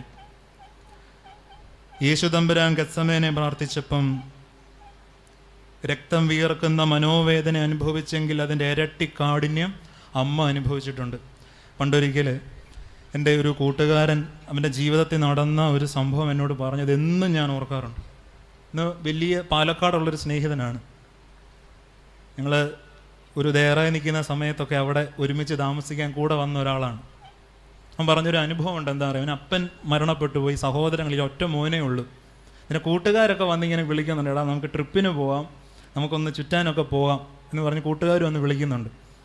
അമ്മയോട് പറഞ്ഞ അമ്മ വിടത്തില്ല. അമ്മയോട് പറഞ്ഞ അമ്മേ 2 ദിവസം ഒരു സ്റ്റഡി ടൂറുണ്ട്, കൂട്ടുകാരുടെ പോകണം, എനിക്കൊന്ന് സ്ഥലങ്ങളൊക്കെ കണ്ടേ ചൂടി വരാം. പാവം അമ്മയ്ക്ക് പുറം ലോകം പരിചയമില്ല. മോൻ പോയിട്ട് വാ, എല്ലാം ബാഗൊക്കെ പാക്ക് ചെയ്ത് കൊടുത്തു. മോൻ പോയി. ഇന്ന ദിവസം വരുമെന്നും പറഞ്ഞാൽ പോയെ. സ്വാഭാവികമായി നമുക്കറിയുന്നത് പോലെ അവർ മാക്സിമം കൂട്ടുകാർ എല്ലാ വഴികളിലും എൻജോയ് ചെയ്തു പോവുകയാണ്. അങ്ങനെ ഇരിക്കും ഒരു സ്ഥലത്ത് ചെന്നപ്പോൾ ഒരു നല്ല ഒഴുകുന്ന ഒരു ശാന്തമായ, അത്ര ശാന്തമല്ലാത്തതുമായ ഒരു പുഴ, ഒരു നദിക്കര കണ്ടു. അവരതിൻ്റെ കരയിലിരുന്ന് മദ്യപിക്കാൻ തുടങ്ങി. ഓരോരുത്തർ കുപ്പി മേടിച്ച് അത് മദ്യപിക്കാൻ തുടങ്ങി, കുടിക്കാൻ തുടങ്ങി. മദ്യപിച്ച് നല്ല ലഹരിയിലെത്തിയപ്പോൾ 1-2 കൂട്ടുകാർ വെള്ളത്തിലിറങ്ങിയപ്പോൾ ഇവനെയും വിളിച്ചെടാ ഭാടാ പേടിച്ചിരിക്കാതെ വാ, വന്ന് ഇങ്ങോട്ട് ഇറങ്ങാൻ പറഞ്ഞു. നമുക്കറിയാമല്ലോ മദ്യം സിരകളിൽ കയറി സംഭവിക്കുന്ന ബലഹീനത നമ്മൾ കണ്ടിട്ടെങ്കിലും ഉണ്ടല്ലോ. ഈ ബാലൻസ് ഇല്ലാത്ത കാലുകളോട് ഇവൻ വെള്ളത്തിലിറങ്ങി. കുറച്ച് കഴിഞ്ഞപ്പം വിചാരിക്കുന്നത് പോലെ കയ്യിൽ നിന്ന് പോയി കാര്യങ്ങൾ, നീന്താൻ പറ്റുന്നില്ല, ആഴത്തിലേക്ക് പോവുകയാണ്. പിടിച്ചു കയറ്റാൻ തക്ക ബോധമുള്ള ത്രാണിയുള്ള ഒരുത്തം പോലും ആ കരക്കിരിപ്പിൽ എല്ലാം ആടിയാടിയിരിക്കുക. ആഴത്തിലേക്ക് പോവുക. മോൻ സ്റ്റഡി ടൂറിന് പോയതാണെന്നും പറഞ്ഞ് ഓർത്തൊരമ്മ വീട്ടിൽ ഇരിപ്പുണ്ട്. അവൻ പറഞ്ഞത് എന്താണെന്നറിയാമോ? ഏകദേശം ആ പുഴയുടെ ഒരു താഴ്ഭാഗം വരെയും പെടഞ്ഞെത്തി അടിത്തട്ടിലെത്തിയപ്പം ഒരു മുഖം മനസ്സിൽ വന്നു, അമ്മയുടെ ഒരു മുഖം. നീ എന്തിനിങ്ങനെ ചെയ്തു മോനേന്ന് അമ്മ എൻ്റെ ചെവി ചോദിക്കുന്നത്. ആ ഒഴുകുന്ന പുഴയുടെ അടിയിൽ മരണം മുന്നിൽ കണ്ടപ്പോൾ ചെവി വന്ന് നിറഞ്ഞു എന്ന് പറയുന്നത്. അടുത്ത തിരുവിൽ അവിടെ കണ്ട ഒരു വഴുക്കൻ പാറയിൽ കാല് കുത്തി ചാടി മുകളിലേക്ക് നീന്തി കൈ പൊന്തി വന്നു. ആരോ പിടിച്ച് കരയ്ക്ക് വലിച്ചിട്ടു. വെള്ളം ഛർദ്ദിപ്പിച്ച് തൂവർത്തി എല്ലാം അവസാനിപ്പിച്ചു വീട്ടിൽ പോയി. വീട്ടിൽ ചെന്നപ്പോൾ അമ്മ ചോദിച്ചു, മോനെ എന്നാ പറ്റി താമസിച്ചേ? ഒന്നുമില്ല. മോൻ ചോദിച്ചു, അമ്മ എന്താ വിഷമിച്ചിരിക്കുന്നു? രാവിലെ എഴുന്നേറ്റപ്പം തൊട്ട് നിന്നെ ഓർത്തൊരു സമാധാനമില്ല. 10 മണിക്ക് പ്രാർത്ഥിക്കാൻ മുറി കയറിയിരുന്ന ഇപ്പോഴോ ഒന്ന് ഇറങ്ങി. മക്കള് ചാകാൻ പോകുന്നിടത്ത് അമ്മയ്ക്ക് സ്വസ്ഥത കിട്ടുമോ? സ്നേഹമുള്ളവർ, മക്കൾ ഉള്ളിൽ നീറുമ്പം അമ്മയ്ക്ക് ഉറങ്ങാൻ പറ്റുമോ? പരിശുദ്ധ കന്യക മറിയാമിനെ ഹാശാദിനങ്ങളുടെ പശ്ചാത്തലത്തിലും യേശുവിൻ്റെ നൊമ്പരങ്ങളുടെ പശ്ചാത്തലത്തിലും അവൻ അനുഭവിച്ച ആന്തരിക ക്ഷതങ്ങളുടെ പശ്ചാത്തലത്തിലും ചിന്തിക്കുന്നെങ്കിൽ മനസ്സിലാക്കണം, നിശ്ചയമായിട്ടും ഇരട്ടി നൊമ്പരം അനുഭവിച്ചവളാണ് മറിയം. അതാണ് ഈ കൈക്കുഞ്ഞിനെ കൊണ്ട് പള്ളിയുടെ പടി കടന്നപ്പം ശിമയോൻ പറയുന്നത്, എടി മോളെ, നെഞ്ചത്തുകൂടെ ഒരു വാള് കടന്നുപോകും. യേശുവിൻ്റെ കയ്യിൽ ആണി കയറിയെങ്കിൽ അത് വാളായിട്ട് അമ്മയുടെ നെഞ്ചത്ത് കയറുന്നുവെങ്കിൽ അതാണ് അമ്മ മകൻ ബന്ധമെന്ന് പറയുന്നത്. നിസ്സാരമല്ലെന്ന് നിങ്ങൾക്കറിയാം. അതുകൊണ്ട് യേശു കടന്നുപോയ മനസ്സിൻ്റെ ഒരു ആന്തരിക സംഘർഷമുണ്ട് സ്നേഹമുള്ളവരെ. ഇവിടെ ഞാൻ ഈ പറയുന്നത് കേൾക്കുന്ന എൻ്റെ ശബ്ദപരിധിയിൽ ഇത് കേൾക്കുന്ന ഏതെങ്കിലും മനുഷ്യർ ആന്തരിക വിഷമത്തിൽ ഞെരുങ്ങുന്നുണ്ടെങ്കിൽ പ്രിയമുള്ളവരെ, നിങ്ങളോടാണ് ഞാൻ പറയുന്നത്. മനസ്സിൻ്റെ ദുഃഖത്തിൻ്റെ അങ്ങേയറ്റം വരെ പോയ ആളാണ് നമ്മുടെ കർത്താവ്. യെശയ്യായുടെ പുസ്തകം 53-ാം അധ്യായം വായിക്കണം. 12 വാക്യങ്ങളേ ഉള്ളൂ. ഇതിനകത്ത് പറയുന്നുണ്ട്, അവൻ രോഗം ശീലിച്ചവനായും സങ്കടപാത്രമായും ഇരുന്നു എന്ന് പറയുന്നൊരു വചനമുണ്ട്. വിഷാദപാത്രം എന്നൊക്കെ അതിന് പരിഭാഷയുണ്ട്. നമ്മുടെയൊക്കെ നാട്ടിൽ, നമ്മുടെയൊക്കെ ഇടവകയിൽ പോലും ഒരു മനുഷ്യൻ ജീവൻ ഒടുക്കിയെന്ന് കേട്ടാൽ നമ്മുടെ മനസ്സിൽ എന്താ വരുന്നത്? ഇന്ന വീട്ടിലെ ഇന്ന ആൾ സൂയിസൈഡ് ചെയ്തു. അന്നും ഇന്നും നമുക്ക് നിന്നയാണ്. പ്രത്യേകിച്ച് പുരോഹിതനായിരുന്നുകൊണ്ട് തന്നെ ലജ്ജയോടെ പറയട്ടെ, നമുക്ക് സാധാരണ മനുഷ്യന് കൊടുക്കേണ്ട ശവസംസ്കാരം കൊടുക്കണോ വേണ്ടയോ ഇന്ന് അങ്ങോട്ടും ഇങ്ങോട്ടും കാല് വെച്ച് നിൽക്കും. ആത്മഹത്യ ചെയ്തവർക്ക് വേണ്ടിയുള്ളൊരു ക്രമം പോലും ഉണ്ടല്ലോ. അതിൻ്റെ ആദ്യ ഭാഗത്ത് കൊടുക്കുന്ന കൽപ്പനകളിൽ ഒന്ന്, പുരോഹിതൻ ഐമനിക ധരിച്ച് ഭവനത്തിൽ നിന്ന് പള്ളി വരെ മൃതശരീരത്തിൻ്റെ ഒപ്പം നടക്കേണ്ട ആവശ്യമില്ല. സാധാരണ വിശ്വാസി നടക്കുമ്പോൾ പോകുന്ന പോലെ പോകേണ്ട ആവശ്യമില്ല. ആത്മഹത്യ ചെയ്തവർ നമുക്ക് അന്ന് ഇന്ന് ഇച്ഛിച്ചിയ കൊള്ളാത്ത ആൾക്കാരാണ്. ഞാൻ ഒരൊറ്റ കാര്യം നിങ്ങളോട് പറയാം. എൻ്റെ പള്ളിയിൽ, ഞാൻ ജനിച്ചു വളർന്ന എൻ്റെ ഇടവകയിൽ വളരെ ചെറുപ്പക്കാരനായ സുമുഖനായ ഒരു ശുശ്രൂഷകനുണ്ടായിരുന്നു. ഞാനൊക്കെ പള്ളി കയറുന്ന, കുഞ്ഞിലെ കയറുന്ന സമയത്ത് മദ്ബഹായി കയറുമ്പം ധൂപക്കുറ്റിയൊക്കെ എടുക്കാൻ നമ്മളെ പഠിപ്പിക്കും. ധൂപക്കുറ്റി ഇങ്ങനെ അറിയാതെ കുർബാനയ്ക്ക് വീശുമ്പം മുറിയുടെ ആ ഭാഗത്ത് നിന്ന് ആംഗ്യം കാണിക്കുക, എപ്പോൾ അങ്ങോട്ട് ചെല്ലണം, എപ്പോൾ ഇങ്ങോട്ട് തിരിയണം. അങ്ങനെയുള്ള ഒരു എപ്പോഴും ചിരിച്ചു കാണുന്നൊരു മനുഷ്യനാണ്. വളരെ ചെറുപ്പക്കാരനായ ഒരു ശുശ്രൂഷകൻ. അദ്ദേഹം ചിരിക്കുമ്പം തന്നെ മുഖത്തെ മാംസപേശികളൊക്കെ ഇങ്ങനെ ചുളുങ്ങി കാണാനൊരു ഭംഗിയാണ്. ഒരു 2006-2007 ആ സമയത്ത് സ്കൂളിൽ നിന്ന് വന്നപ്പോൾ അറിയുന്നത് ഈ മനുഷ്യൻ കെട്ടി ഞാൻ ജീവിതം ഒടുക്കിയെന്ന. എന്താ കാരണം? തലേന്നും പള്ളി വന്നു. ചിരിക്കുന്ന മനുഷ്യൻ്റെ ഉള്ളിലെ കനല് കാണാൻ പറ്റത്തില്ലെങ്കിൽ പള്ളിയിൽ നിന്ന് പ്രാർത്ഥിക്കുന്നതിൽ അർത്ഥമില്ല സ്നേഹമുള്ളവരെ. വെറുതെ ഒന്നും ആരും ജീവൻ ഒടുക്കത്തില്ല. വെറുതെ ഒന്നും ഒരു മനുഷ്യരും വിഷം പാനം ചെയ്യത്തില്ല. വെറുതെ ഒരു മനുഷ്യരും ഞരമ്പ് മുറിക്കത്തില്ല. താങ്ങാനാകാത്ത നൊമ്പരങ്ങളിൽ ഒരു മനുഷ്യൻ പോലും കൂടെ ഇല്ലല്ലോ എന്ന് ചിന്തിക്കുമ്പോൾ സംഭവിക്കുന്ന അബദ്ധമാണ്. അതെന്തുമായിക്കൊള്ളട്ടെ, അവൻ്റെ ആത്മഹത്യയുടെ പാപഭാരം അവൻ കൂടി നടക്കുന്ന ഇടവകയിൽ ഓരോ മനുഷ്യൻ്റെയും ചുമലിലുണ്ട്. കാരണം നിനക്കെന്താണ് വിഷമമെന്ന് ഒരു മനുഷ്യനെങ്കിലും ചോദിച്ചിരുന്നെങ്കിൽ, അവൻ കുർബാനയിൽ സംബന്ധിച്ചപ്പോൾ ഒപ്പം നിന്ന് ബലിയർപ്പിച്ച പുരോഹിതനെങ്കിലും എടാ മോനെ എന്താണ് പ്രശ്നം, സുഖമായിട്ടിരിക്കുന്നു, നീ ചിരിക്കുന്നുണ്ടെന്നൊക്കെ എനിക്കറിയാം, എന്നാലും നിൻ്റെ വീട്ടിലെ സാഹചര്യമൊക്കെ എനിക്കറിയാം, എന്തെങ്കിലും പ്രശ്നമുണ്ടോ എന്ന് ഒരാൾ ചോദിച്ചിരുന്നെങ്കിൽ ഇന്നും ഈ ഭൂമിയിൽ കാണുമായിരുന്നു.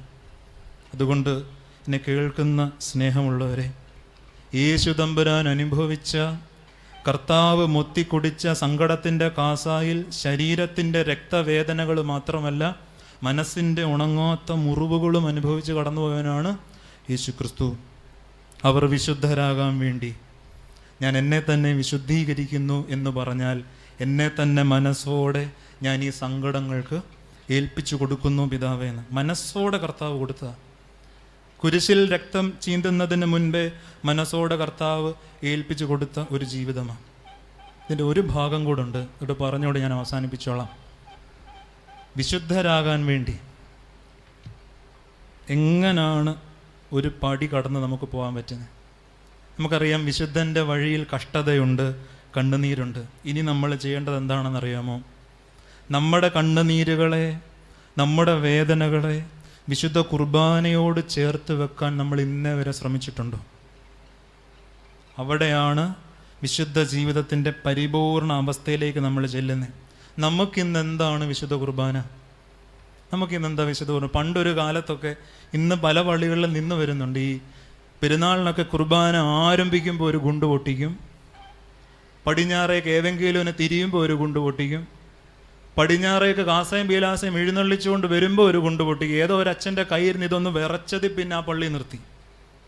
നമുക്കെന്താണ് വിശുദ്ധ കുർബാന? നിശ്ചയമായിട്ടിരുന്ന് ചിന്തിക്കണം സ്നേഹമുള്ളവരെ. നമുക്കത് ആഘോഷമാണോ? കാപ്പയിട്ട് അംശവടി ഒക്കെ പിടിച്ച് ഒരു മേൽപ്പട്ടക്കാരൻ നടത്തുന്ന അലങ്കാരങ്ങളിൽ നടക്കപ്പെടുന്ന ഒരു നാടകമാണോ? തലേന്ന് രാത്രി ചെണ്ടമേളം ആഘോഷത്തോടെ കഴിഞ്ഞ്, ബാൻഡമേളം ആഘോഷത്തോടെ കഴിഞ്ഞ്, അല്പം മദ്യപിച്ച് 12 മണിക്ക് 1 മണിക്ക് കടന്ന് രാവിലെ വന്ന് ഈ കുർബാനയ്ക്ക് നിൽക്കുമ്പോൾ മനസ്സിലുള്ളത് ഉച്ച കഴിഞ്ഞുള്ള നേർച്ച, വൈകിട്ടത്തെ ഗാനമേള, മിമിക്രി പരിപാടി. ഇതിൻ്റെ ഇടയ്ക്കുള്ള കണ്ണിന് കാണാൻ ഇമ്പമുള്ള ഒരു പരിപാടിയായിട്ട് കുർബാന മാറിയിട്ടുണ്ടോ? വിശുദ്ധ കുർബാനയെക്കാട്ടിലും നമ്മൾ എന്തിനെല്ലാം പ്രാധാന്യം കൊടുക്കുന്നുണ്ട് സ്നേഹമുള്ളവരെ?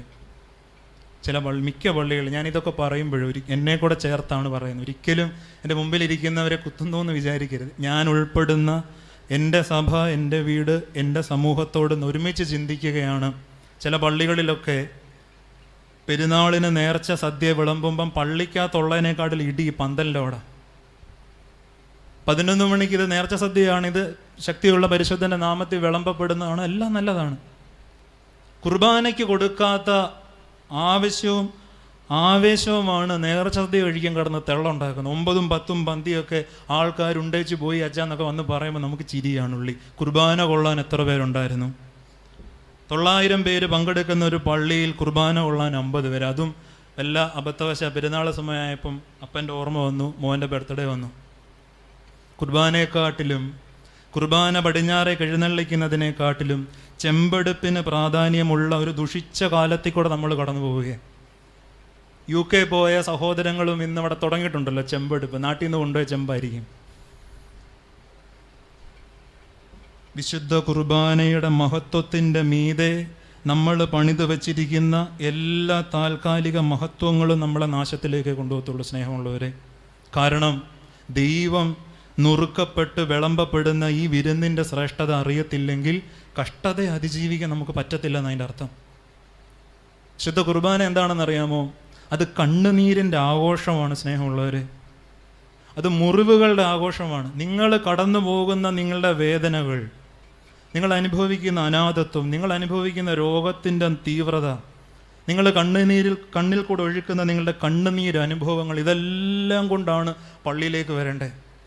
ഒരു മനുഷ്യന് നിങ്ങളെ മനസ്സിലാക്കാൻ പറ്റാത്ത നിങ്ങളുടെ ഹൃദയവേദനയുടെ സമയത്ത് ആ പള്ളിക്കകത്ത് കുർബാനയിൽ നിൽക്കുമ്പം, കർത്താവെ, എന്നെ പോലെയോ എന്നെക്കാട്ടിലുമോ മുറിവേറ്റവനാണല്ലോ നീ എന്ന് ഓർക്കുമ്പോഴാണ് വേദനകളെ ആഘോഷിക്കാൻ നമ്മൾ പഠിക്കുന്നത്. വേദനകളുടെ ആഘോഷമാണ് സ്നേഹമുള്ളവരെ പരിശുദ്ധ കുർബാന എന്ന് പറയുന്നത്. കണ്ണുനീരിൻ്റെ ആഘോഷമാണ്. ആ കുർബാനയോട് സങ്കടങ്ങളെ ചേർത്ത് വെക്കുന്നതിൻ്റെ ഒരു കലയുണ്ട്. യോഹന്നാന്റെ സുവിശേഷം 6-ാം അധ്യായം വായിക്കുമ്പം, എൻ്റെ ശരീരവും എൻ്റെ രക്തവും നിങ്ങൾക്ക് പാനം ചെയ്യാൻ തരുന്നു എന്ന് പറയുമ്പം അതധികം പേർക്കും മനസ്സിലായില്ല. അവൻ്റെ ശിഷ്യരിൽപ്പെട്ടവർ പോലും പിരിഞ്ഞു പോയി നമ്മുടെ ഒരു വചനമുണ്ട്. എന്നാൽ ഈ പിരിഞ്ഞു പോയ ഒരൊറ്റ ഒരുത്തനെ പോലും കർത്താവ് തിരിച്ചും വിളിച്ചിട്ടില്ല. നമ്മുടെ ഒരു ഭാഷയെ പറഞ്ഞാൽ, മനസ്സിലായവൻ വേണ്ടവൻ വന്നാ മതി. നമ്മൾ കേട്ടിട്ടുണ്ടല്ലോ അത്തരം ഒരു ഭാഷയുടെ നമുക്കറിയാമല്ലോ. വിശുദ്ധ കുർബാനയുടെ മർമ്മം, അതിൻ്റെ അളവ്, അതിൻ്റെ കൃപയോടെ നമ്മുടെ മുൻപാകെ വിളമ്പി നമുക്ക് നൽകുന്ന സമയം നമ്മുടെ വേദനകളെ ചേർക്കാൻ തരുന്നതാണ് സ്നേഹമുള്ളവരെ. അപ്പോഴാണ് വിശുദ്ധിയുടെ പടിയിലേക്ക് നമ്മൾ കയറുന്നത്. 2021 ജനുവരി മാസം എറണാകുളത്ത് അജ്ന ജോർജ് എന്ന് പറയുന്നൊരു പെൺകുട്ടി ജീവിച്ചിരിപ്പുണ്ടായിരുന്നു. ആരെങ്കിലും ആ പേര് കേട്ടിട്ടുണ്ടോ? അജ്ന ജോർജ്, കത്തോലിക്ക സഭയിലെ. 2021 ജനുവരിയിൽ ആ പെൺകുട്ടി മരിച്ചു. പരിശുദ്ധ കത്തോലിക്ക സഭ ഇന്ന് വാഴ്ത്തപ്പെട്ടവരുടെ ഗണത്തിലേക്കോ ധന്യ പദവിയിലേക്കോ വിശുദ്ധ പദവിയിലേക്കോ ഈ പെൺകുട്ടിയെ കൊണ്ടുവരാനുള്ള പ്രവർത്തനങ്ങൾ ആരംഭിച്ചു. 2021 ഈ ഫേസ്ബുക്കും ഇൻസ്റ്റാഗ്രാമും കോളേജ് ജീവിതങ്ങളും ട്രിപ്പ് ജീവിതങ്ങളും ഒക്കെയുള്ളൊരു കാലത്ത് ജീവിച്ച പെൺകുട്ടിയെ വിശുദ്ധ പദവിയിലേക്ക് ഉയർത്താൻ കേരളത്തിലെ കത്തോലിക്ക സഭ ശ്രമിക്കുന്നെങ്കിൽ അതിൻ്റെ പിന്നിൽ അവളുടെ ഒരു ജീവിതമുണ്ട്. അതറിയത്തില്ലെങ്കിൽ അന്വേഷിക്കണം സ്നേഹമുള്ളവരെ. അജ്ന ജോർജ് എന്ന് പറയുന്ന പെൺകുട്ടി, അവൾക്കൊരൊറ്റ പ്രത്യേകതയുള്ളൂ. ഒരൊറ്റ ദിവസം പോലും വിശുദ്ധ കുർബാന മുടക്കത്തില്ല. നമുക്കറിയാം, അവർക്കൊക്കെ എല്ലാ ദിവസവും പള്ളിയിൽ വിശുദ്ധ കുർബാനയുണ്ട്. സാഹചര്യങ്ങളായിരിക്കാം, പാരമ്പര്യമായിരിക്കാം. എല്ലാ ദിവസവും കുർബാനയ്ക്ക് വരും. അതിനകത്ത് പറയുന്നത്, ഞാൻ പള്ളിയിൽ വന്ന് ഈശോയെ കൈക്കൊള്ളും, യേശുവിനെ കൈക്കൊണ്ടിട്ട് പഠിക്കാൻ പോകും. ഏറ്റവും മിടുക്കിയായിട്ട് പഠിച്ചു. കോളേജിൽ നല്ല വിദ്യാഭ്യാസത്തോട് ഉയർന്ന മാർക്കോടെ പഠിച്ചു കഴിഞ്ഞ് തേവര സേക്രഡ് ഹാർട്ട് കോളേജിൽ തന്നെ അധ്യാപികയായിട്ട് നിയമനം ലഭിക്കുന്ന അതേ ദിവസം തന്നെ ഡോക്ടറിൻ്റെ ഒരു ടെസ്റ്റ് കഴിഞ്ഞുള്ള വാർത്തയും കൂടെ വന്നു. ക്യാൻസറാണ് ഈ മകൾക്ക്. സാർക്കോമ എന്ന് പറയപ്പെടുന്ന ഏറ്റവും തീവ്രമായൊരു ക്യാൻസർ ഉണ്ടല്ലോ, അത് ബാധിക്കുന്ന മനുഷ്യരിൽ 5% രക്ഷപ്പെടാനുള്ളൊരു തലമുള്ളൂ. പല്ലേലാണ് പിടിപെടുന്നത്. അന്നേരവും വിശുദ്ധ കുർബാന മുടക്കാതെ ഈ പെൺകുട്ടി ജീവിക്കുന്നു. രാവിലെ കുർബാന മുടങ്ങിയാൽ വൈകുന്നേരം അവിടെയുള്ള പള്ളികളിൽ പോയി കുർബാനയിൽ നിൽക്കും. അപ്പോഴേക്കും ശരീരം ക്ഷീണിക്കാൻ തുടങ്ങി. ചികിത്സകൾ അതിൻ്റെ പൂർണ്ണതയിലേക്ക് വരുന്നു. ശരീരത്തിൻ്റെ ഈ തലയുടെ ഒരു ഭാഗം മുഴുവൻ അഴുകാൻ തുടങ്ങുന്നൊരവസ്ഥ. ക്യാൻസർ വ്യാപിച്ച് ഒരു കണ്ണിൻ്റെ കാഴ്ച പോയി, ഒരു കാതിൻ്റെ കേൾവി പോയപ്പോഴും കുർബാനയ്ക്ക് മുടക്കം വരുത്തിയിട്ടില്ല. അവസാനം അമൃത ആശുപത്രിയിലെ പ്രഗത്ഭരായ ഡോക്ടർ തീരുമാനിച്ചു, കാലിൽ നിന്ന് മാംസം എടുത്ത് തലയിൽ വെക്കണം, തുന്നി ചേർക്കണം. ഒരു കാലിൽ നിന്നെടുത്തപ്പോൾ കോവിഡ് കാലമാണ്, അതെടുത്ത് അവിടെ തുന്നി വെച്ചിട്ട് വീട്ടിലേക്ക് വിട്ടു. താമസിക്കാതെ മറ്റേ കാലിൽ നിന്ന് മാംസം എടുത്തു, തലയിൽ തുന്നി ചേർത്തു. കോവിഡ് കാലത്ത് ഒരു മനുഷ്യരും പുറത്തു പോകാൻ ഭയന്നിരിക്കുന്ന സമയത്ത് അമ്മയും കൂട്ടി വെളുപ്പാൻ കാലത്ത് മാംസം അടർത്തിയെടുത്ത ഈ 2 കാലും കൊണ്ട്, മനുഷ്യരെ നോക്കാൻ അറയ്ക്കുന്ന മുഖം കൊണ്ട് ഈ പെൺകുട്ടി വീണ്ടും കോവിഡിൻ്റെ സമയത്ത് കുർബാനയ്ക്ക് പോയി. മുഖത്തേക്ക് നോക്കാൻ പറ്റത്തില്ല നമുക്ക്. മാസങ്ങൾ കടന്നുപോയി. 2 കണ്ണിൻ്റെയും കാഴ്ച പോയി, 2 കേൾവിയുടെയും കാഴ്ച പോയി. രോഗം അതിൻ്റെ മൂർധന്യതയിലായിരിക്കുമ്പോഴും ഈ പെൺകുട്ടി അവ്യക്തമായ ശബ്ദത്തിൽ കൂടെ നിൽക്കുന്നവരോട് പറഞ്ഞു, എനിക്ക് കർത്താവിനെ വേണം, എനിക്ക് യേശുവിനെ സ്വീകരിക്കണം. അച്ഛനെ വിളിച്ചു പറഞ്ഞു, ട്യൂബിൽ കൂടാണ് ഭക്ഷണം കൊടുക്കുന്നത്. അച്ഛൻ തിരുവോസ്തിയുമായി പള്ളിയിൽ നിന്ന് വന്ന്, നമുക്കറിയാം ഹോസ്തി എന്ന് പറയുന്ന അപ്പം അങ്ങനത്തെ നമുക്കറിയാം. അച്ഛൻ അത് വെള്ളത്തിൽ ചാലിച്ച് മൂക്കിൽ കൊടുത്തിരിക്കുന്ന ട്യൂബിൽ കൂടി കുർബാന കൊടുത്തുകൊണ്ടേയിരുന്നു. കുർബാന അനുഭവിച്ചതിന് ശേഷം ഈ കുഞ്ഞു മരിച്ചു. നമുക്കിടെ ജീവിച്ചൊരു പെൺകുട്ടിയാണ്. സ്നേഹമുള്ളവരെ, ഈ 40 നോമ്പിൻ്റെയൊക്കെ സമയത്ത് വീടുകളിൽ കുർബാന കൊടുക്കാൻ പോകുന്ന ഒരു സന്ദർഭമുണ്ട്. അച്ഛൻ വരുന്നു എന്നറിയുമ്പോൾ ഈ പ്രായമുള്ള മനുഷ്യരെയൊക്കെ ഒരുക്കി നല്ല വസ്ത്രമൊക്കെ അണിയിച്ച് ഇങ്ങനെ വീട്ടിലിരുത്തും. വീടിൻ്റെ പടി മുതൽ ഇങ്ങനെ പായൊക്കെ വിരിച്ചു വെക്കും. കാറിൽ നിന്ന് മെഴുകുതിരിയൊക്കെ പിടിച്ച് ശുശ്രൂഷകം കാണും. ഐമനിക്ക ധരിച്ച ഈ അച്ഛൻ കുർബാന കൈപിടിച്ചുകൊണ്ട് വീട്ടിലേക്ക് ഇറങ്ങുന്നത് കാണുമ്പം കുർബാന സ്വീകരിക്കാനിരിക്കുന്ന ഈ അപ്പനും അമ്മയും വാവിട്ട് നിലവിളിച്ച് കരയാൻ തുടങ്ങും. നിങ്ങൾ കണ്ടിട്ടുണ്ടോ? കബലീന കൊണ്ടും മൂടപ്പെട്ട ചുമന്ന ആ മുടിയുള്ള കുർബാനയുമായിട്ട് അച്ഛൻ കടന്നു വരുന്നത് കാണുമ്പോൾ എന്തിനാണ് ഇവരിങ്ങനെ കരയുന്നത്? മക്കൾ നഷ്ടപ്പെട്ടവരെ പോലെ, വീട് നഷ്ടപ്പെട്ടവരെ പോലെ, വീടിനകത്ത് ഇരുന്നു പോയ മനുഷ്യർ വിശുദ്ധ കുർബാനയായി കർത്താവ് അരികിലേക്ക് വരുന്നത് കാണുമ്പം കരയുന്നത് എന്തിനാണ് സ്നേഹമുള്ളവരെ? കാരണം കുർബാനയുടെ വില ഈ നടന്നു വന്നു പോകുന്ന ആയുസ്സിൽ പലരും അറിയാറില്ല. നമുക്ക് പറ്റുന്ന ഒരു ചെറിയ അബദ്ധമോ തിരുത്തലോ ആണ് സ്നേഹമുള്ളവരെ. വിശുദ്ധ കുർബാന നിശ്ചയമായിട്ടും ജീവിതത്തിൽ അറിഞ്ഞിരിക്കണം. കാരണം വിശുദ്ധ കുർബാനയുടെ ശ്രേഷ്ഠത അറിയുന്ന നിമിഷമെന്ന് പറയുന്നത് നമ്മുടെ വേദനകളെ ആ കുരിശിൻ്റെ വേദനകളോട് ചേർക്കുന്ന സമയം. അല്ലാതെ ഒരിക്കലും കുർബാന നമുക്ക് ഉൾക്കൊള്ളാൻ പറ്റത്തില്ല. നിങ്ങൾ പണം ആഗ്രഹിച്ചുകൊണ്ട് പ്രാർത്ഥിക്കുമ്പം പാട്ടിലൊക്കെ പാടുന്നത് പോലെ ഈ തുമ്പമറ്റ സൗഖ്യമുണ്ടല്ലോ, നമ്മുടെ യാതൊരു കുറവുമില്ലാത്ത ശരീര സൗഖ്യം, അതാഗ്രഹിച്ചുകൊണ്ട് മദ്ബഹായുടെ മുമ്പിൽ പ്രാർത്ഥിക്കാൻ നിന്നാൽ, മക്കൾക്ക് UK വിസ ശരിയാകാൻ വേണ്ട പണത്തിന് വേണ്ടി പ്രാർത്ഥിക്കാൻ നിന്നാൽ, കുഞ്ഞിൻ്റെ നീറ്റ് പരീക്ഷയ്ക്ക് വേണ്ടി പ്രാർത്ഥിക്കാൻ നിന്നാൽ കുർബാന കാണാം, ആസ്വദിക്കാൻ പറ്റത്തില്ല. കണ്ണുനീര് ചേർത്ത് വെച്ച്, സ്വന്തം വേദനകളെ ചേർത്ത് വെച്ച് ഇന്നു മുതൽ കുർബാനയിൽ സംബന്ധിക്കണം, അനുഭവിക്കാൻ പറ്റും. എൻ്റെ വാക്കുകൾ ചുരുക്കട്ടെ. പരിശുദ്ധ കന്യകമറിയാമിനെ ഒക്കെ ഓർത്ത് ഈ തണലത്ത് ഇവിടെ ഇരിക്കുമ്പം 2000 വർഷങ്ങൾക്ക് മുൻപ് ഒരു തോട്ടത്തിൽ ഏകനായി യേശു പ്രാർത്ഥിച്ച ഒരു പ്രാർത്ഥനയുണ്ട്. പിതാവിന് കൊടുക്കുന്ന ഒരു ഉറപ്പാണ്, അബ്ബാ പിതാവേ, അവർ വിശുദ്ധരാകാൻ വേണ്ടി, ഇന്നും ഈ പള്ളിക്കകത്തിരിക്കുന്ന നമ്മൾ വിശുദ്ധരാകാൻ വേണ്ടി ഞാൻ എന്നെ തന്നെ വിശുദ്ധീകരിക്കുന്നു, എന്നെ തന്നെ കഷ്ടതകൾ കേൾപ്പിക്കുന്നു. ആ മകൻ കഷ്ടതകൾ കേൾപ്പിക്കപ്പെട്ട അവൻ്റെ വേദന ശരീരത്തിൽ ഒതുങ്ങുന്നില്ല. അത് മനസ്സിൻ്റെ നൊമ്പരമാണ്. ആ മനസ്സിൻ്റെയും ശരീരത്തിൻ്റെയും നൊമ്പരത്തിൽ കൂടെ കടന്നു പോകുന്ന സമയത്ത് അതേ തീവ്രത അതിൻ്റെ ഇരട്ടിയിൽ അനുഭവിച്ച അമ്മയാണ് പരിശുദ്ധ കന്യകമറിയാം. യേശുവിൻ്റെ മുൾക്കിരീടം അമ്മയിൽ കാണാം. കൈ തുളയ്ക്കപ്പെട്ട കർത്താവിനെ കാണാം. അവൻ കടന്ന കുരിശ് കാണാം. അവനേറ്റ ചാട്ടവാറടിയുടെ പാടുകൾ കാണാം. കന്യകമറിയാമിനെ നമ്മുടെ കഷ്ടതയിൽ കണ്ണുനീർ കുതിർന്ന കണ്ണോടെ നോക്കുമ്പോഴേ കാണാൻ പറ്റത്തുള്ളൂ. ഇല്ലെങ്കിൽ മാതാവ് നമുക്ക് അനുഗ്രഹം തരുന്നൊരമ്മ, ഒരു ദേവി മാത്രമായിട്ട് ചുരുങ്ങും. അവസാനം ജീവിതത്തിൽ നേരിടുന്ന കഷ്ടത, സങ്കടം, അതിൻ്റെ പൂർണ്ണതയിലെത്തുന്നത് കുർബാനയിൽ കൂടെ മാത്രമാണ് സ്നേഹമുള്ളവരെ. കുർബാന നമുക്ക് പെരുന്നാൾ നോട്ടീസിൽ അടിക്കേണ്ട ആഘോഷമല്ല, വെറുതെ കാണേണ്ട നാടകമല്ല. യേശു നുറുങ്ങുമ്പം ഒപ്പം നുറുങ്ങേണ്ട ജീവിതമാണ് കുർബാന.